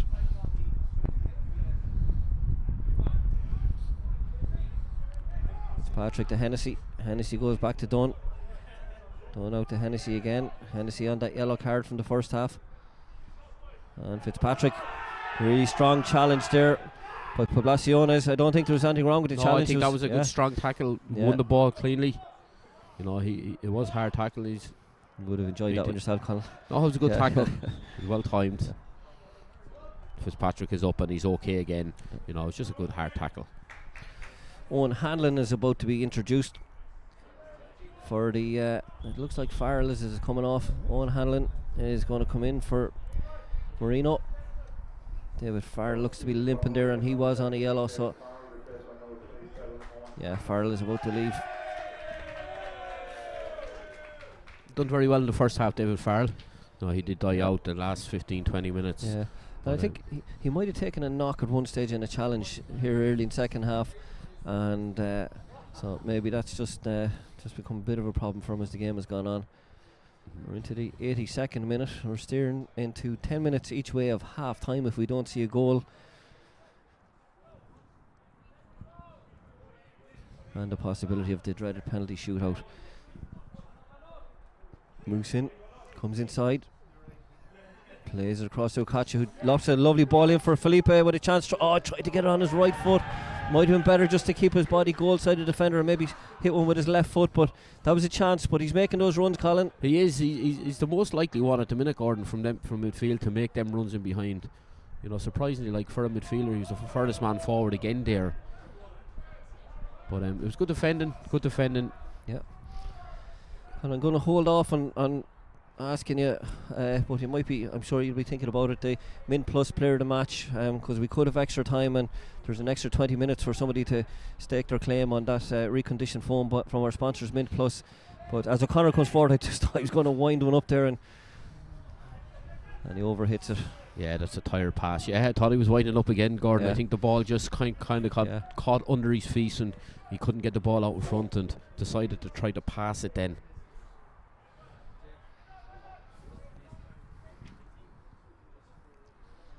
So the Gal having a little bit of work to keep this in, and he's does so well. Howley plays it down the line, Moosin. He has Poblaciones maybe just got a little bit tight to him to play it, and Howley again onto his left foot, but blocked down by Brady Duffy. Yeah, done well, Brady Duffy there.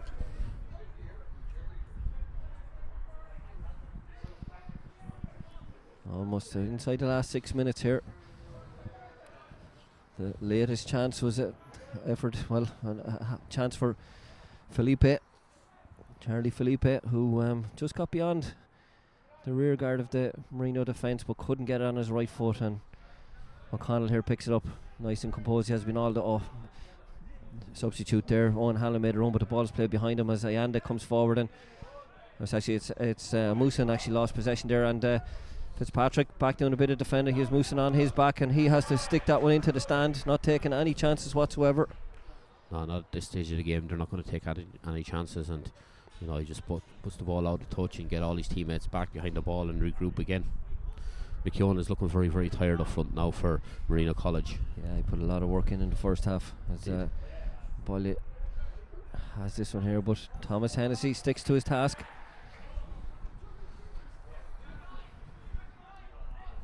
Inside the last 5 minutes, you'd imagine a goal for either side, Colin, at this stage will be enough. At this stage now, you definitely would. Again, it's very hard to see where it's going to come from, Gordon. Yeah. Legal.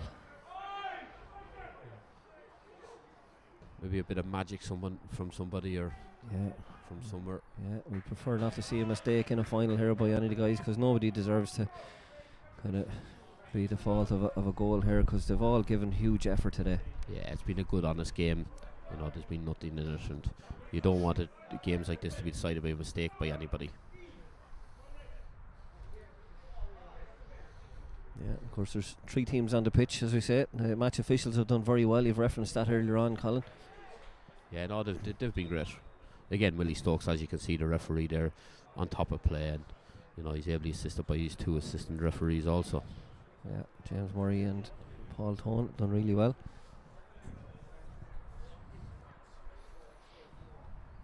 So a little pull there. He'll be lucky he's on a yellow. He's in trouble this fight. Yeah. He's in trouble. Yeah, he's getting the yellow. He's getting a second yellow, I think, and he's gone. The captain, the ATU Galway captain, Jordan Waldron, is gone for a red card. Yeah, it was a great turn by Greenwood, who's gone down now. But Waldron, so far out, I don't think he didn't need to do that. There was no danger. Yeah. No, he knew he was in trouble if he'd done it, and yeah, it was a silly foul to give away that in that position on the pitch as well. If this game goes to extra time, he's leaving his team now down. He's 3 minutes in of the 90 left, and possibly another 20 extra time. Yeah, it's going to be a hard task now for Galway, who were probably on top. They were probably in the second half. They've probably been a better team. Yeah, I agree with that 100%.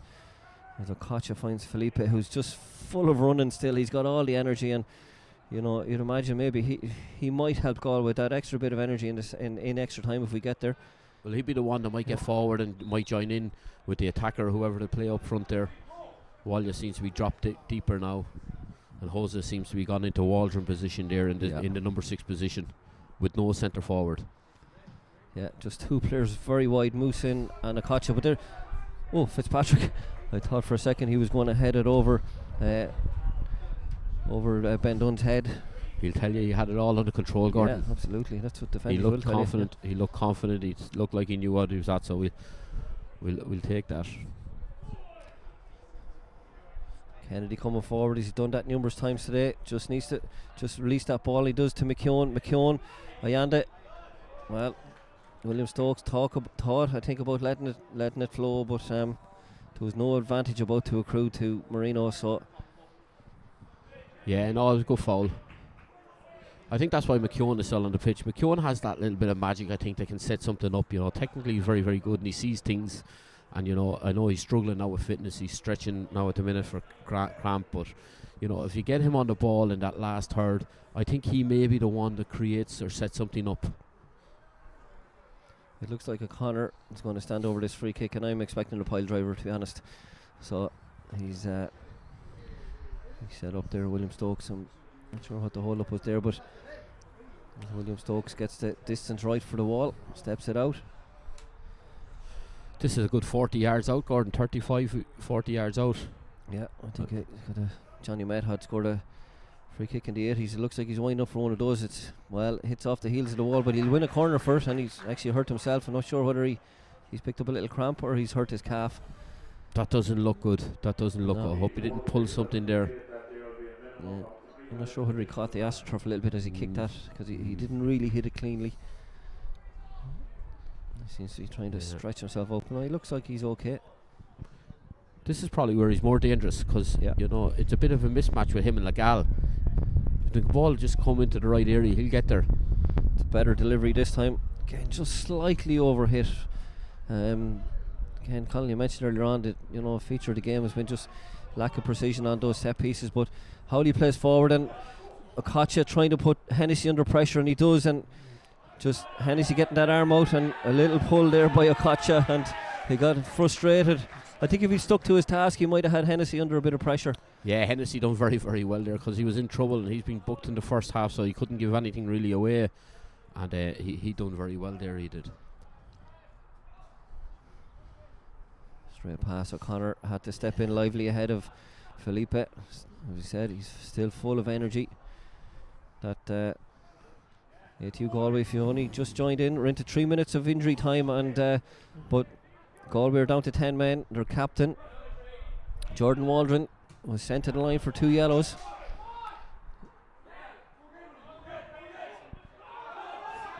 The whole ball, I don't think, left, didn't cross the line. From my vantage point anyways, Legal wins the header. Poblaciones gets on his left foot, plays it inside, but hits Moosen on the heel, and Fitzpatrick just thumps it away. Yeah, no messing defending there, just get it out of the area. They had time. Yeah, that's maybe what you'd expect out of the team down to 10 men rather than team with 11. Absolutely. 2 minutes left, just under 2 minutes left in this CUFAI Invitational Shield final between ATU Galway and Marino College.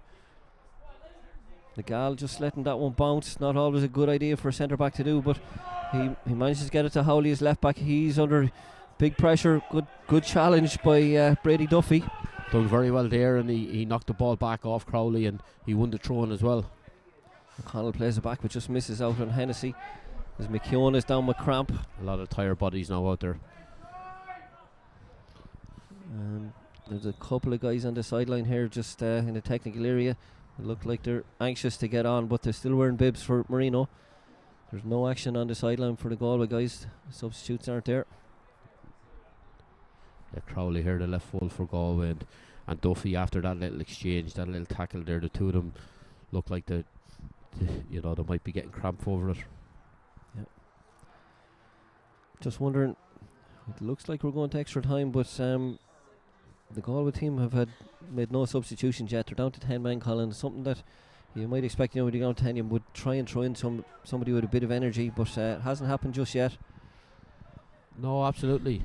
But they were probably looking at it as well before the sending off Gordon, that they were doing very, very well. They were on top, and he was probably afraid to change it. Yeah. One handling. Good defending, Emmanuel Amusan. Yeah, but they're definitely going to need some fresh legs in this extra time, this extra time period. Yeah, we've two players I think struggling there for Marino as well with cramp. You have Greenwood was down stretching already, and also McKeown, who's ran himself silly really, to be honest, and it's headed by Ayanda Amusan trying to add to it, and Evaldi the centre forward back defending.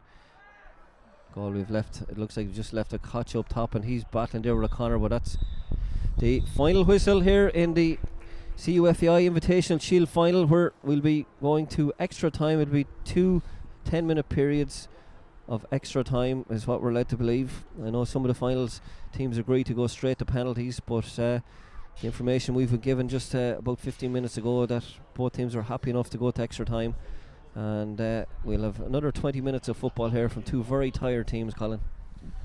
Yeah, it looks like it's going to extra time alright, and I'm sure Marino at this stage will wanted to go to extra time being up to man, but they're looking very, very tired. They're still battling away. Advantage Marino for this extra time period. Yeah.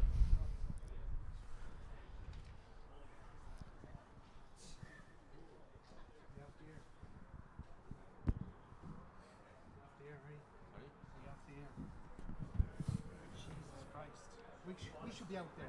We were better than these two teams. Spectators, please stay off the pitch. Please put your hands in the Oh, you must be spectators off the pitch. That was dire, wasn't it? That was good football.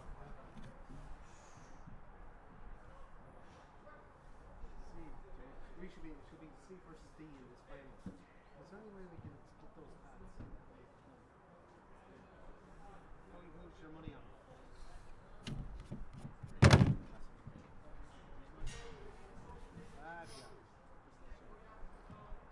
Yeah, but it has the music on now. The idea worked now. We're dancing around the office. Well, I have to say, Galway looked like it got worse. They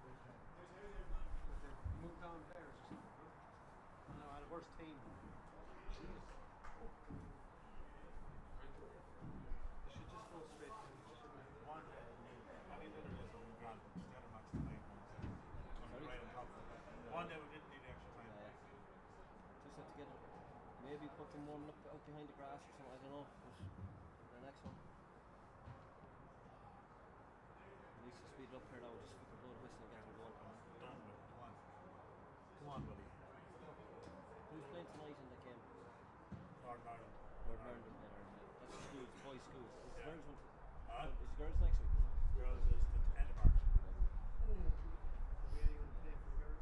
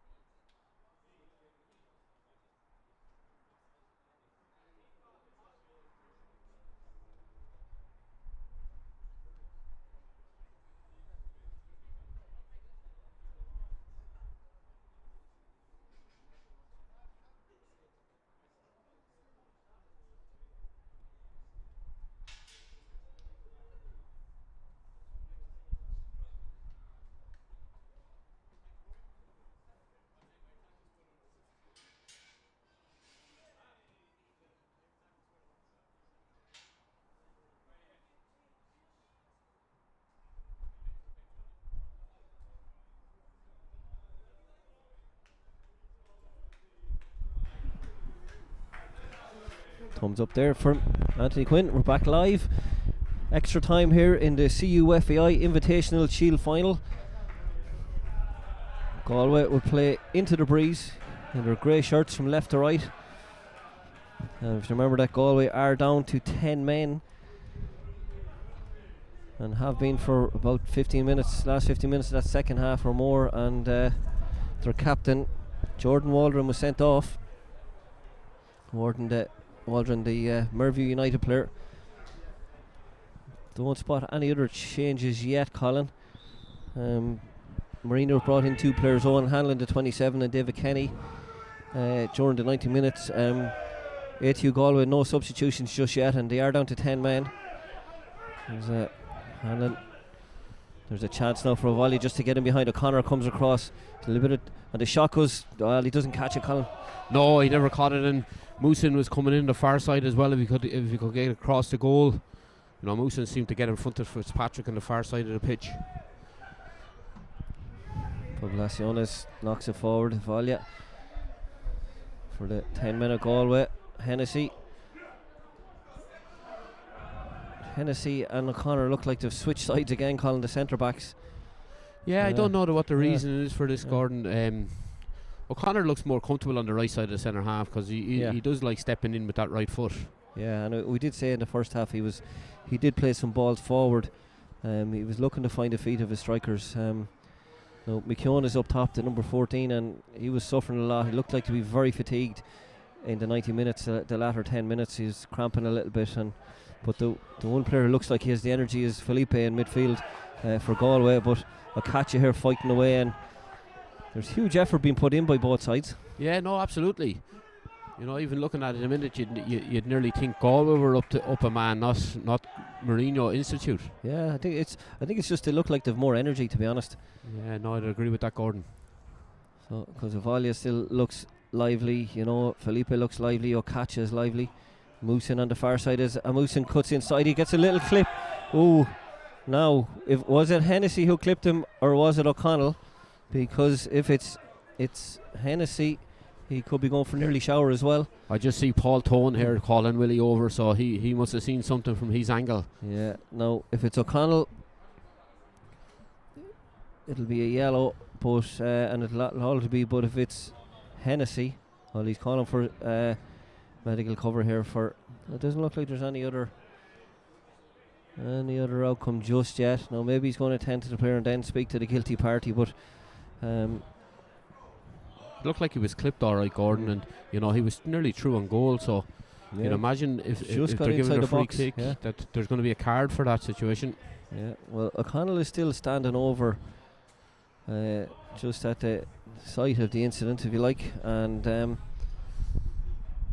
Moosin, I don't know sure maybe whether it's cramp now.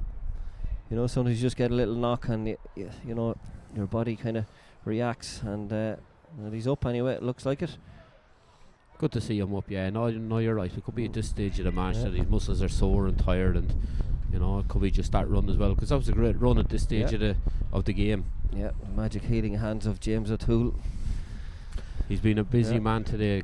Yeah, and actually there's two subs coming on for Marino. Number 19, Jake Taylor has come in, and it looks like their number 26, Conal Rowney, is going to come in. Just not sure who has been replaced. I think McKeown is gone, is he? Yeah, McKeown is one there coming off. Yeah. And I'm just trying to see who the second one is. Not sure of the name. Yeah, I think it's going to be. Does it look like Brady Duffy? It looks like Brady Duffy here, is it? Coming, yeah. Yeah, he shakes hands with Howley.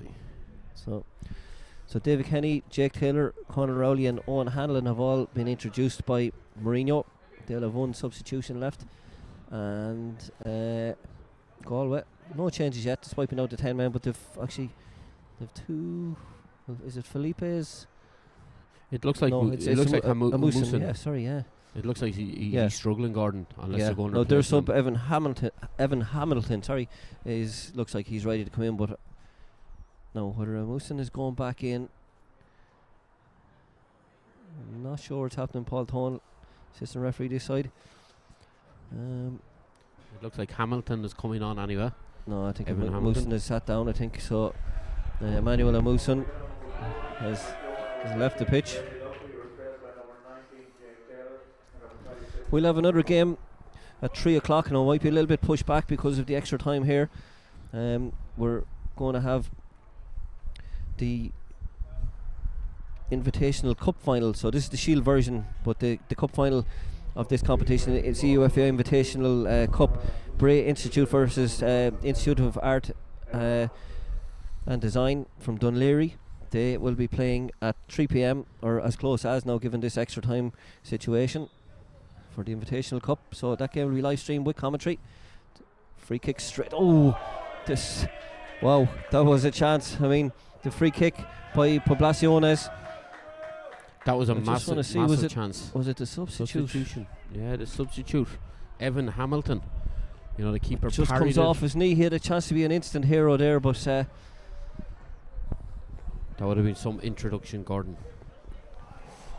so Ayana heads it. Hamilton gets his body between himself and Owen Hanlon. Greenwood here. Didn't think Greenwood would last this long. He cramped after 10 minutes of the second half, but he's managed it well as Kennedy plays it to Hanlon. He puts the cross in. That's going to be very close to the keeper, and actually the fact that the cross was poor actually put the keeper under a small bit of pressure. That's right, he had to backpedal there and he had to get a hold of that because the wind as well could have got a hold of that ball. Oh yeah, but you were mentioning Greenwood earlier. He was struggling earlier on and has done very well to continue. And even now he's looking like he's struggling up front there. Looks like he's the one that's taking McKeown's place up front. Placiones plays into Felipe. He's looking for the option forward, but there's nothing there. O'Connell just stopping the forward pass, and the Gal goes to Howley. I just wonder with the team down to 10 men, will Galway be happy enough to get to extra time, Colin? Yeah, the way the game has panned out for the first 5 minutes of this first half of extra time, Yeah. Galway have been on top Yeah. and created the chances. Ayanda here, after coming from centre back, he's in the right wing position, gets blocked down, wins the corner for his team. That's inspirational leadership from the centre back, Kenny Ayanda. Oh, they're looking a lot fresher at the minute, Galway. You know, even though they're down to 10 men, their players are looking fresher and they're looking fitter. And you know, that's the centre half running there into their outside right position and getting the corner for his team. Yeah. Jose Poblaciones will take this corner with his left foot.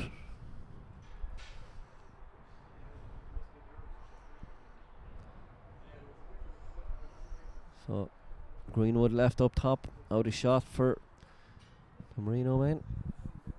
So opportunity here, set pieces often key. We're in extra time. Headed away at the near post, and Fitzpatrick, the captain, knocks it forward. Greenwood gets a good touch on it, gets under control. He has Fitzpatrick, the right back, and captain plays it in behind for Hanlon, but it's cut out by Howley, the left back for Galway. And Fitzpatrick he's down, but he's getting back up. Yeah, it's Back good covering in the by pitch, good covering by Crowley there, the left full. You know, he came across the pitch and just dealt with that nicely. Wally plays one around the corner, and Howley coming back from an offside position. Paul Tone quick to flag that one.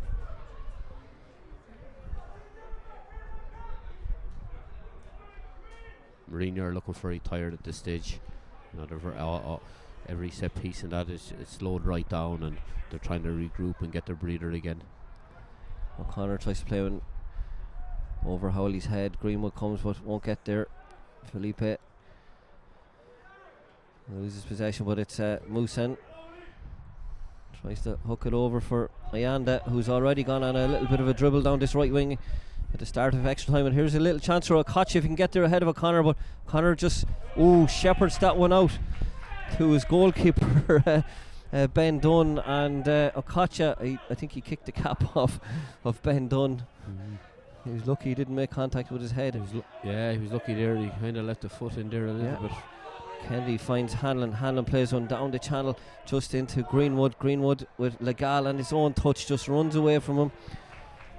Yeah, that was a tired opportunity. That was good defending by Legal as well to stay with Greenwood, and Greenwood is struggling here.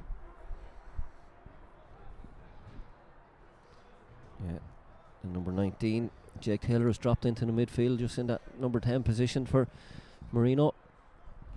Handling in on the left, if Conal Crowley and David Kenny, the other subs, have come on.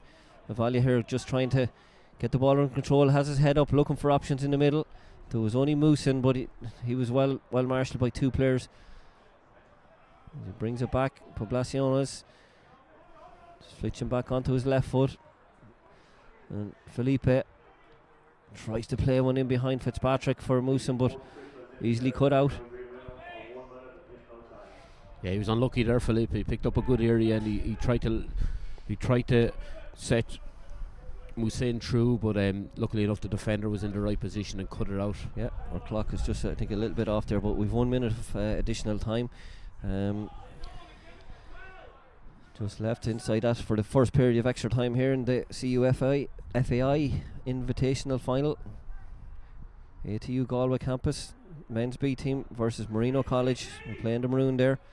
Had the better the first half than Marino men, but Galway probably better in the second half, despite being down to 10 men in the last 15 minutes or so, and to play 10 minutes of extra time down to 10 as well, and as Colin has said, showing more energy, probably the most likely to score at this stage. Yeah, surprisingly so, Gordon. They're looking a lot fitter and fresher than the team with 11 players on the pitch. Yeah, Hanlon finds his number 19 Jack Taylor, throws a little shimmy by Ayanda, doesn't buy it, and Ayanda steps away and he's going to drive forward with it, and good cover tackle there by David Kenny, working hard on Ayanda. Ayanda goes back to Poblaciones. He has a look over his shoulder, a little scan, and that's the end of the first half of extra time here. We'll have another 10 minutes, and if we don't see a goal in this second period of extra time, we'll be onto the penalty shootout. Yeah, no, they've been very good, Galway. Galway have been excellent. Ayanda there, he's made 2 or 3 runs, and he looks like he's suffering now from that last one. Hope he's going to be okay to continue in this second period. Yeah, Colin, we probably need to ask you again about the player of the match for that Mint Plus award. Who are your candidates at the moment? I know we've 10 minutes left. There might be a hero yet who'll stake their claim for the trophy or for the phone, the reconditioned phone from Mint Plus. Yeah, there's a couple of players that does very well. Philippe in the middle of the park for Galway has been bags of energy. As has Ayanda in this second half and in this extra time period. He's been very, very good. With Marino, you're looking at the centre half. Oran O'Connor has been excellent. O'Connell started very good. He has fallen out of it a little bit. They're probably the mainstays. And Fitzpatrick as a right full has done well. Yep. Another substitution. Galway's second of the game. John Heenahan. He'll come in for the Walid Musin. So the second sub for Galway on the pitch. He'll get 10 minutes to make an impression in this game.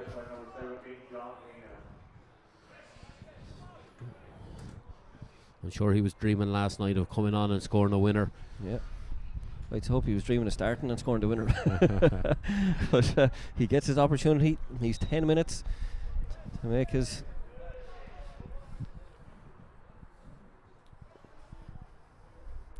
So 100 minutes played.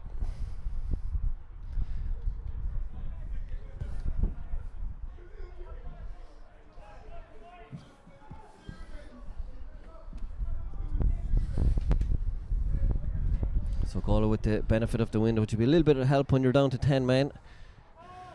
Yeah, no, absolutely it will. Howley just lumps it forward. O'Connor and Hennessy deal with O'Connell. Flicks it forward to number 26 then. Conor Rowley couldn't get control of it. No, it's going to be scrappy now for Marino. To just need to get O'Connell maybe to get a hold of the ball in midfield and try to, get control of the game. And Poblaciones tries the spectacular, but it drops over the bar. Probably worth a try, Colin. Absolutely. Yeah, no, he has a very, very good left foot on him. That was unlucky. A bit further out that could have dropped because it did very, very quickly, and luckily enough for the goalkeeper it was just over the bar. Hanlon plays it around the corner for Kennedy. Kennedy has still got the legs, but Okacha there just stronger on that occasion. Kennedy is down injured still. Ball forward here to John Heenahan. Heenahan under a little bit of pressure, but keeps possession, gets it back to Howley, his left back. Howley was looking for a runner in behind and he hasn't got one, but he plays the ball anyway. Heenahan takes it down. Fitzpatrick under pressure. Yeah, there was a good battle over the far side between Okacha and Kennedy. That's been going on for the most of this game, and it's a good battle. Two very, very good players, and Okacha got the better of Kennedy on that occasion. And it created an opportunity for Galway going forward.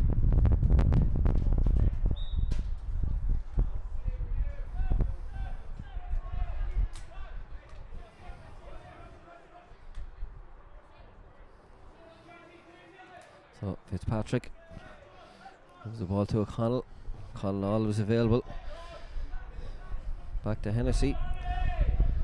And Ben Dunn, the keeper here, looks to switch it out to Kennedy at left back. Ball just hangs up a little bit in the wind, makes it difficult for him, and the ball still makes its way to Owen Hanlon, and Kenny in there pressuring Felipe. The one player we said shows that energy, that if he can just keep his move going here. O'Connor closes the opportunity across, puts the ball out. Yeah, it was a good little play into Walya there, and you know, it's an awful pity he couldn't get the ball past O'Connor that time because he was in a goal. Again, he's showing a lot of energy, and you know, he's looking to get on the ball and try to make things happen. Yeah, I'd like to get a bit of whatever young Charlie Felipe had for breakfast. He's full of energy.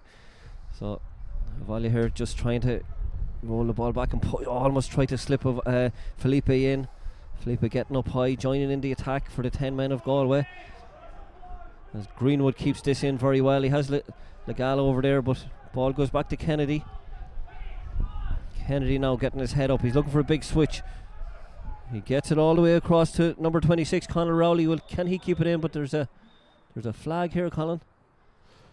I'm not sure what's going on here, Gordon, to be honest with you. I just seen the flag up, unless he's seen something off the ball. Maybe the ball went out of play when Greenwood kept it in that time. I think that's what happened. It looks like he signalled to a throw-in for Galway, so yeah, that must have happened. Yes.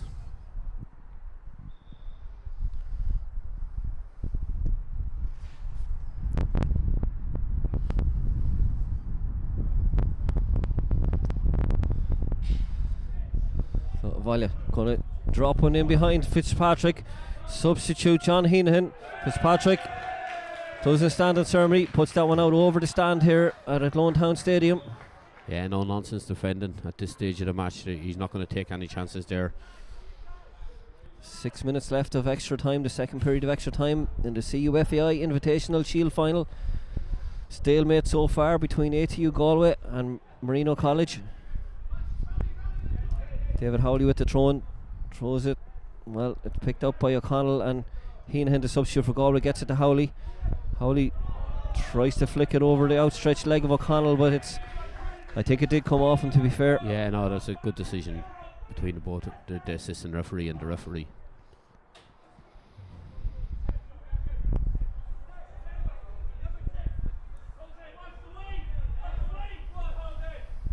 I think I can only see penalties at the moment, Colin. I know the commentator's cursed, but we'd love to see a goal, really, but at the moment it's not looking likely unless Felipe can get. He's unlikely to get his body in around O'Connor, who now looks like he's hurt.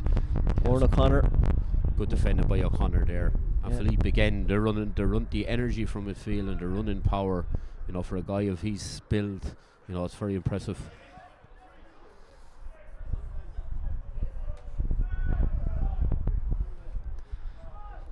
Pavlosianis plays it over, leaves Legal a little bit of work to do with handling, closing him down on that far side. And Valya now, O'Connor, who had been struggling just a second ago, he doesn't look comfortable, to be honest. He's going to go down his left calf.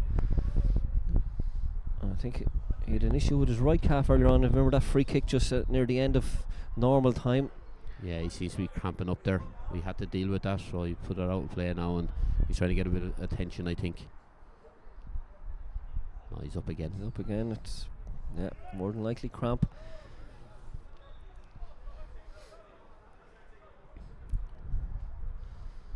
And Galway are looking the more likely team to get a winner here. So they're really pressing. So they are Marino College. Yeah, they're about 30 minutes now at this stage. Actually down to 10 men.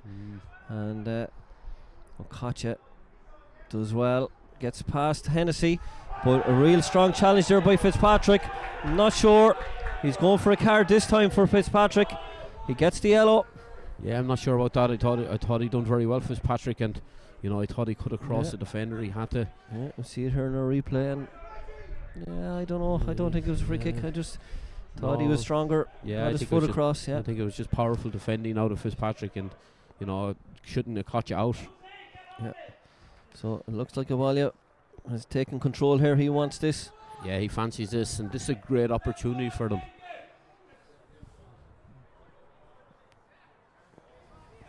Reggie Awalia looking to maybe make an aim for himself with this free kick.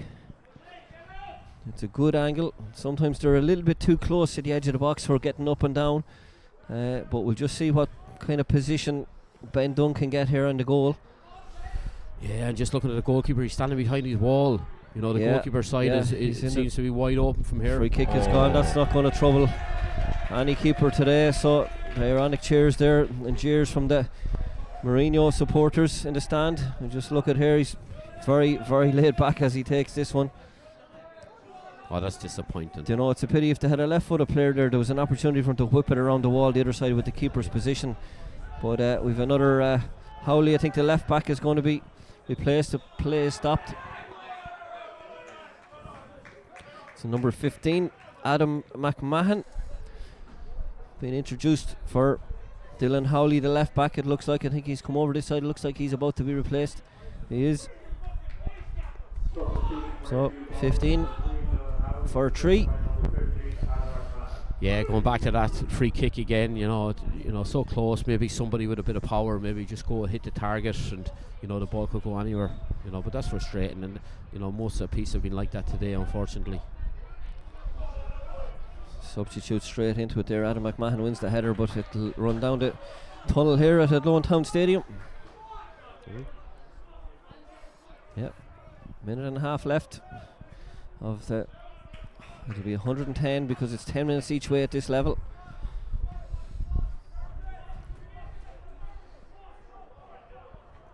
Fitzpatrick here about to wind up for a big long throw. Gets it well into the box. Legal missed the header, but Okacha drove it out, and Fitzpatrick couldn't get it down for the throw in. And Okacha done well there to clear that, because he was stretching for it and it was a difficult one to deal with, and he done very well. Yeah, under pressure here as McMahon plays it inside to Poblaciones, and ball over the top for a volley here. Can he get in there? But Fitzpatrick, I think, is going to be the winner here as the ball runs out of play. Yeah, Fitzpatrick done very well again. Yeah, he was quicker and he was stronger. So, but the Marino men will be defending to have the throw in deep inside their own half, below the top of the box, and it's just wonder whether Galway can just win the ball here. Maybe they can't, but Marino go out the other side with Kennedy. Kennedy now will try and drive forward and get his head up again, as he's done so many times. Goes his left foot on the outside, this time to Hanlon.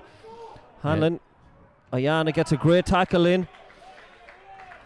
Well, he's got a corner out of it. That was a great ball down the line. So there was, the keeper thought about coming but decided rightly to stay, and he tried to put it in the box and it was blocked.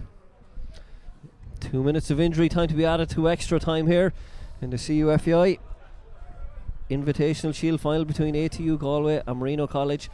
There's a really weary Greenwood there going across. David Greenwood to take that corner. He looks shook. He does. Just concentrate and put this into the box. That's it. Just a good Give delivery. the big boys a chance. Yeah, there's been a few overhit by him today, but yes, maybe a bit of fatigue might actually drop it shorter, and that's a better ball than we've seen all day. And a header by Fitzpatrick. Sorry, the header was by the number 17 actually, was it? No, I'm not sure who got the head on it. It was 27. Sorry, it was Owen Hanlon. Sorry, I think got the head on it, but Fitzpatrick was waiting at the back stick, and here's a chance. Felipe now has robbed Kennedy. He's trying to get beyond. He has there's a little clip there, and that'll be a yellow card for certain, and a really good position here. Poblaciones, I think he's looking for a red, but at this stage I think that's all academic, with 1 minute left of the 2 minutes of injury time in extra time. Kennedy takes the yellow card.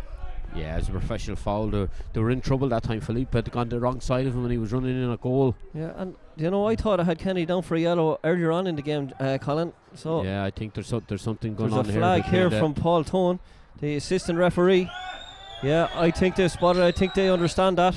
I think Paul Tone and James Murray, I think they've doubled up on the records, and I have a feeling that Kennedy, by my notes, took a yellow card. Yeah, a yellow card, and he's going to receive the red now. Yes, so here we go. I think he knew that himself, Gordon, and went back into the pack and tried to hide in the pack. So good support from the assistant referees there. So both teams down to 10 men, but there's I'm not sure, there was probably a minute of the additional 2 of extra time, of injury time in extra time about to be played. So it's down to William Stokes now, the referee, to decide what he adds on. Charlie Felipe with the free kick here for ATU Galway. 10v10. Puts it ball deep into the box, and a header by Okacha almost, and he's blown it. It'll be penalties here for the CUFEI Invitational Shield. So the dreaded penalty shootout. Yeah, these are horrible times for the students. They don't want to be missing the penalty to knock their team out or to lose the final for their team. Yeah, and as you know, in a final it's always more difficult, and again, when you're in a penalty shootout situation, there's almost always extra time beforehand, that extra fatigue, and you know, there's a trophy at stake. It'll be over to the goalkeepers now at this stage, but Colin, I'm not sure if we name a player of the match and he's on the losing team. I don't think it really matters at this stage in a 0-0 draw, but maybe ask you to kind of come up with your nomination here before the penalty shootout. Yeah, there's been a couple, I've mentioned it already, there's been a couple of good players on both sides, you know, but you know, the one man stood out in the Galway team in the middle of the park there, Charlie Philippe. I thought he was outstanding, the energy alone, you know, to keep going. He drove his team forward. He was the one man that you could thought a goal might come from, and you know, I think he justifies my selection for the man of the match. 100%. And what I think as well is that there were some, you know, good performances from the Marino team, but not consistently over the 90 like Felipe. I think he was involved in everything. His standards never dropped, his energy level certainly never dropped, and even whipping in that last free kick that almost got a winner for ATU Galway. So we'll see now who can come out here on the battle of nerves in the penalty shootout. Yeah, the keeper. Looking at both keepers, they look very dominant, very big, very assured, and you know, it's very hard to call this. I think you mentioned it yourselves that tiredness is going to have it's going to be a big factor. You know, a lot of players on both teams look very, very tired. It's just a matter of who's going to keep their nerves now, and you know, at this stage, pick your spot. You know, be confident in yourself, and just place it into that corner.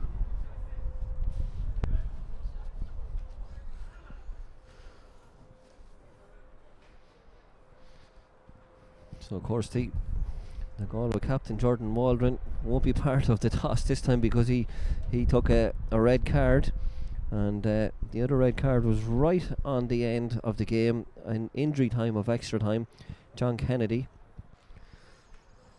Maybe that's a way of getting out of taking a penalty. Yeah, I would have put John Kennedy right up there to be a penalty taker actually, because he looked very confident on the ball. And very comfortable on his right foot, and he has a decent left foot as well. But yeah, I say that in jest, but I'm sure he'll be devastated. He won't be hitting a penalty. But yeah, it'll be penalties. Not sure which end they're going to be taken, but we will have another game afterwards. And Colin, you'll be in commentary again with Adam Lennon for the Invitational Cup final version of this shield. We're just about to see the deciding moments of in the penalty shootout. We'll see Bray Institute versus IADT Dundleary, and that'll be for the Invitational Cup trophy. Yeah, a bit of pressure here now. I'm just looking down on the Marino Institute manager Liam Gallagher. The jacket has come off and he's looking a bit hot and bothered under the collar. He's wearing the three-piece suit as we said earlier on. He's channeled his inner Roddy Collins. Roddy, an ex-manager here in Athlone, ex-player actually, and played in Europe with Athlone, but yeah, Liam Gallagher. Yeah, he's a good character. Looks a good character. He was down at Athlone earlier on in the competition. Lovely guy, and you know, he's doing great work with his team to get them this far, and well done to him.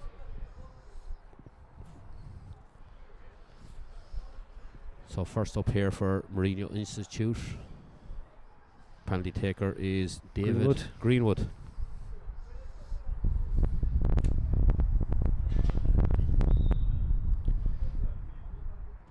Stepped up, comfortably puts that away. Yeah, good penalty down to the keeper's right. Technically very, very good player as well. Keeper had no chance there. Yep. Jose Poblaciones will step up for Galway. I say there's always an advantage to going first, especially if you score your first penalty in shootouts. Statistically, I think the team that goes first and scores first wins. We'll see, does that statistic stand? Yeah, it's always nice. It takes the pressure off the other guys to go and stick your first one away. Blasiones, Pablo. Oh, it's saved. It's a very good save. Really good save by Ben Dunn. Great save by Dunn. You know, because there's good power behind that penalty as well. And you know, Jose now, you know, he'd be disappointed himself, but he struck it well, and the keeper done well. He gets the right way, and he got a strong hand on it and kept it out. Oran O'Connor stepping up, the big powerful centre half. Probably would have been one of the candidates as well to consider for man of the match, and so the big man. Yeah, he's very good. He was Powerful striker of the ball, so we can see now can he beat Adam Davey and just give his team that advantage. He's lining the ball up. Could be a hole in the net after this. Yeah. Smacks into the bottom right hand corner. The right corner is a really good penalty. That's a great penalty. Nothing the keeper could do with that, about that. Yeah, real pressure here on Reggie Avila. Yeah, he really has to put this away.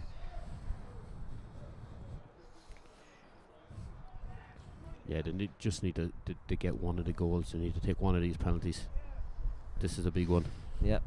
No, he's been nice and composed because I like to see it. I like to see a player walk up to take his penalty, keep the heart rate down. Yeah, he's taking his time. You know, he's doing everything he should do. So Ben Dunn, can he save a second penalty? He does. 2 penalty saves from Ben Dunn in goal for Marino. It's an uphill task now for Galway. Yeah, very, very good save by Ben Dunn down low to his left hand side, and you know, it was a good penalty. Yeah, he saved one to either side, one to his left, one to his right. Yes.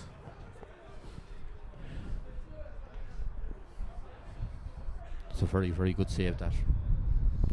Number 6 for Marino. Cathal O'Connell, very, very good in the first half. Faded out of the game in the second half. Yeah. And he's been stopped.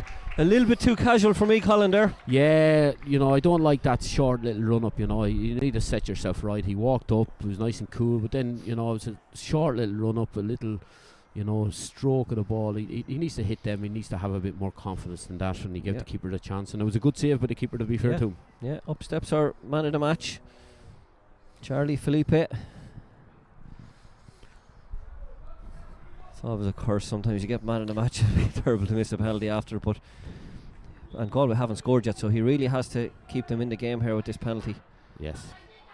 And he does. He little shimmy sends the keeper the wrong way, and he sat the keeper down, didn't he? And you know, he picked his spot. That's confidence for you. After 3 penalties each now, it's 2-1 for Marino.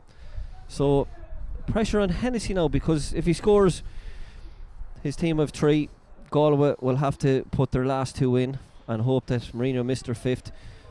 If he misses and Galway get theirs, it's 2-2 with 4 penalties each taken. Yeah, no, big penalty. This is a massive one. Yeah, if this goes in, they're odds on to win it. Keepers looking big and strong in there. Good penalty in the bottom corner. That's it. Picked his corner. Good, well placed into the corner. It's 3-1. No stopping that. Yeah, and it all means now Galway can't afford to miss.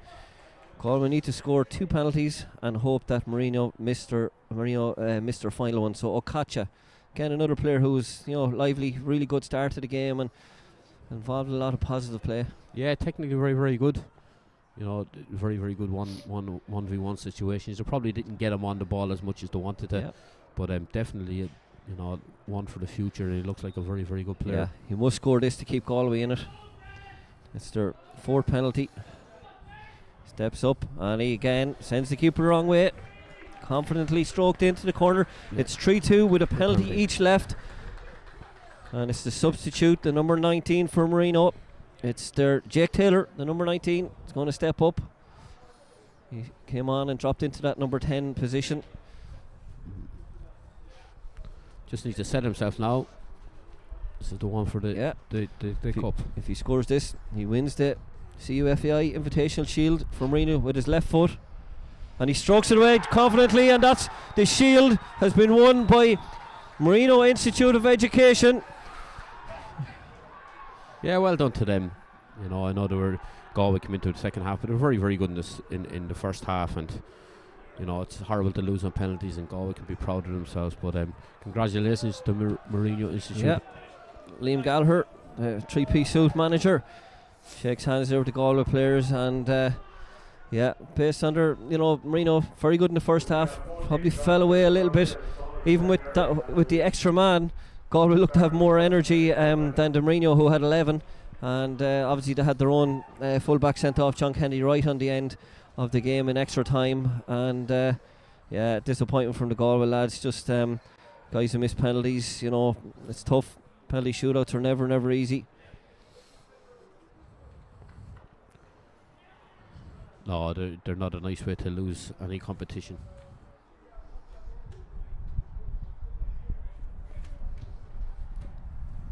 So we will have the presentation of the player of the match first, and that will go to a player from the losing team, Charlie Felipe. He confidently stroked home his penalty. Was a standout performer right throughout the 90 minutes. He was very consistent, high levels of energy, high levels of play right throughout, Colin. Yeah, absolutely. No, he's a top-notch player, and well done to him. Congratulations, and it's fully deserved. So we have the CUFAI Invitational Shield, and the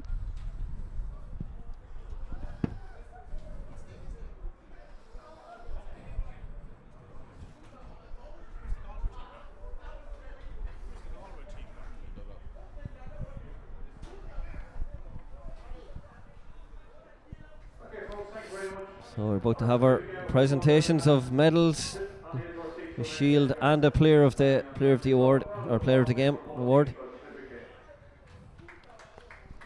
That's your Min Plus Man of the Match award will go to Charlie Felipe.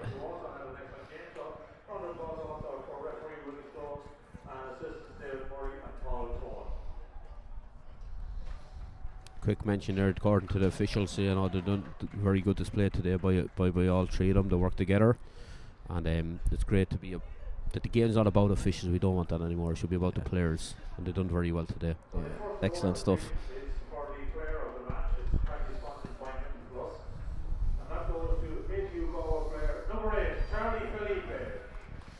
So, well-deserving award for Charlie Felipe. Yeah, disappointing that he's not on a winning team, but he's been very, very good today.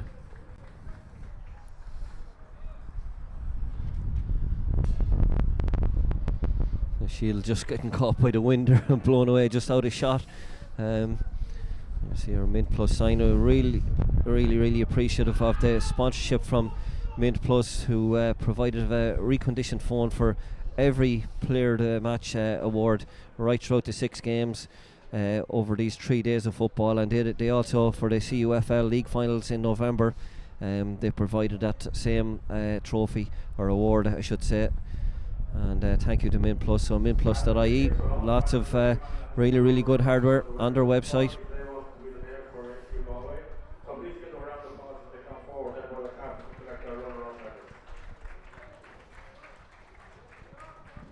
So ATU Galway pick up their runners-up medals with their captain Jose Poblaciones.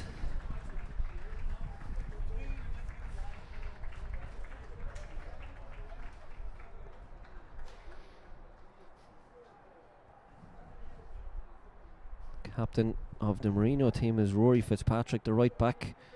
Very solid game himself, Colin, right throughout. Yeah, he was solid. He was solid today.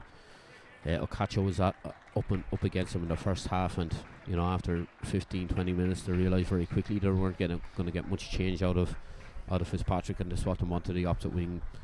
And Musan came this way, and he done the very same to Musan. He was solid. He's very, very strong, very fit, and he's a proper defender.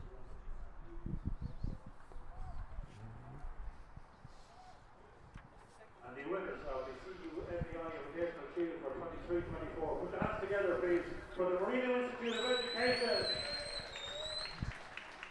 Welcome to the recognize captain of the class.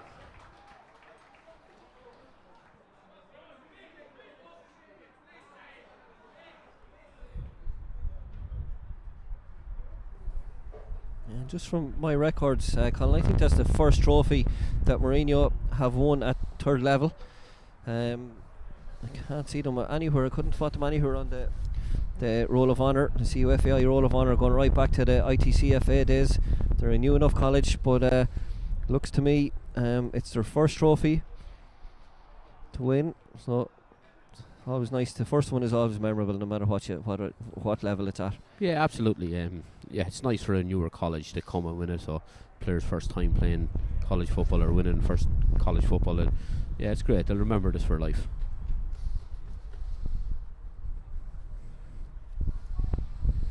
Last up, of course, will be Rory Fitzpatrick, the captain.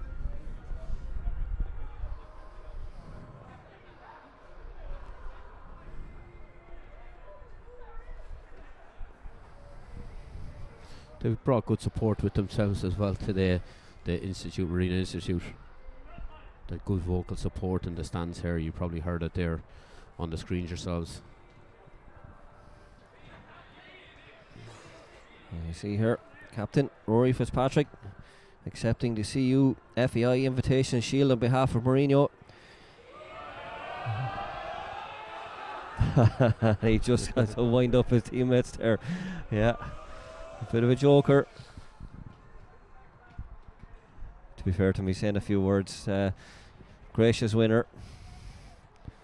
And yeah, that's a nice touch. That's a nice touch, Gordon. Just commiserating with the Galway team. 3 cheers for the Galway team, who are all down in they're out of shop, but they're all down in the dugout area.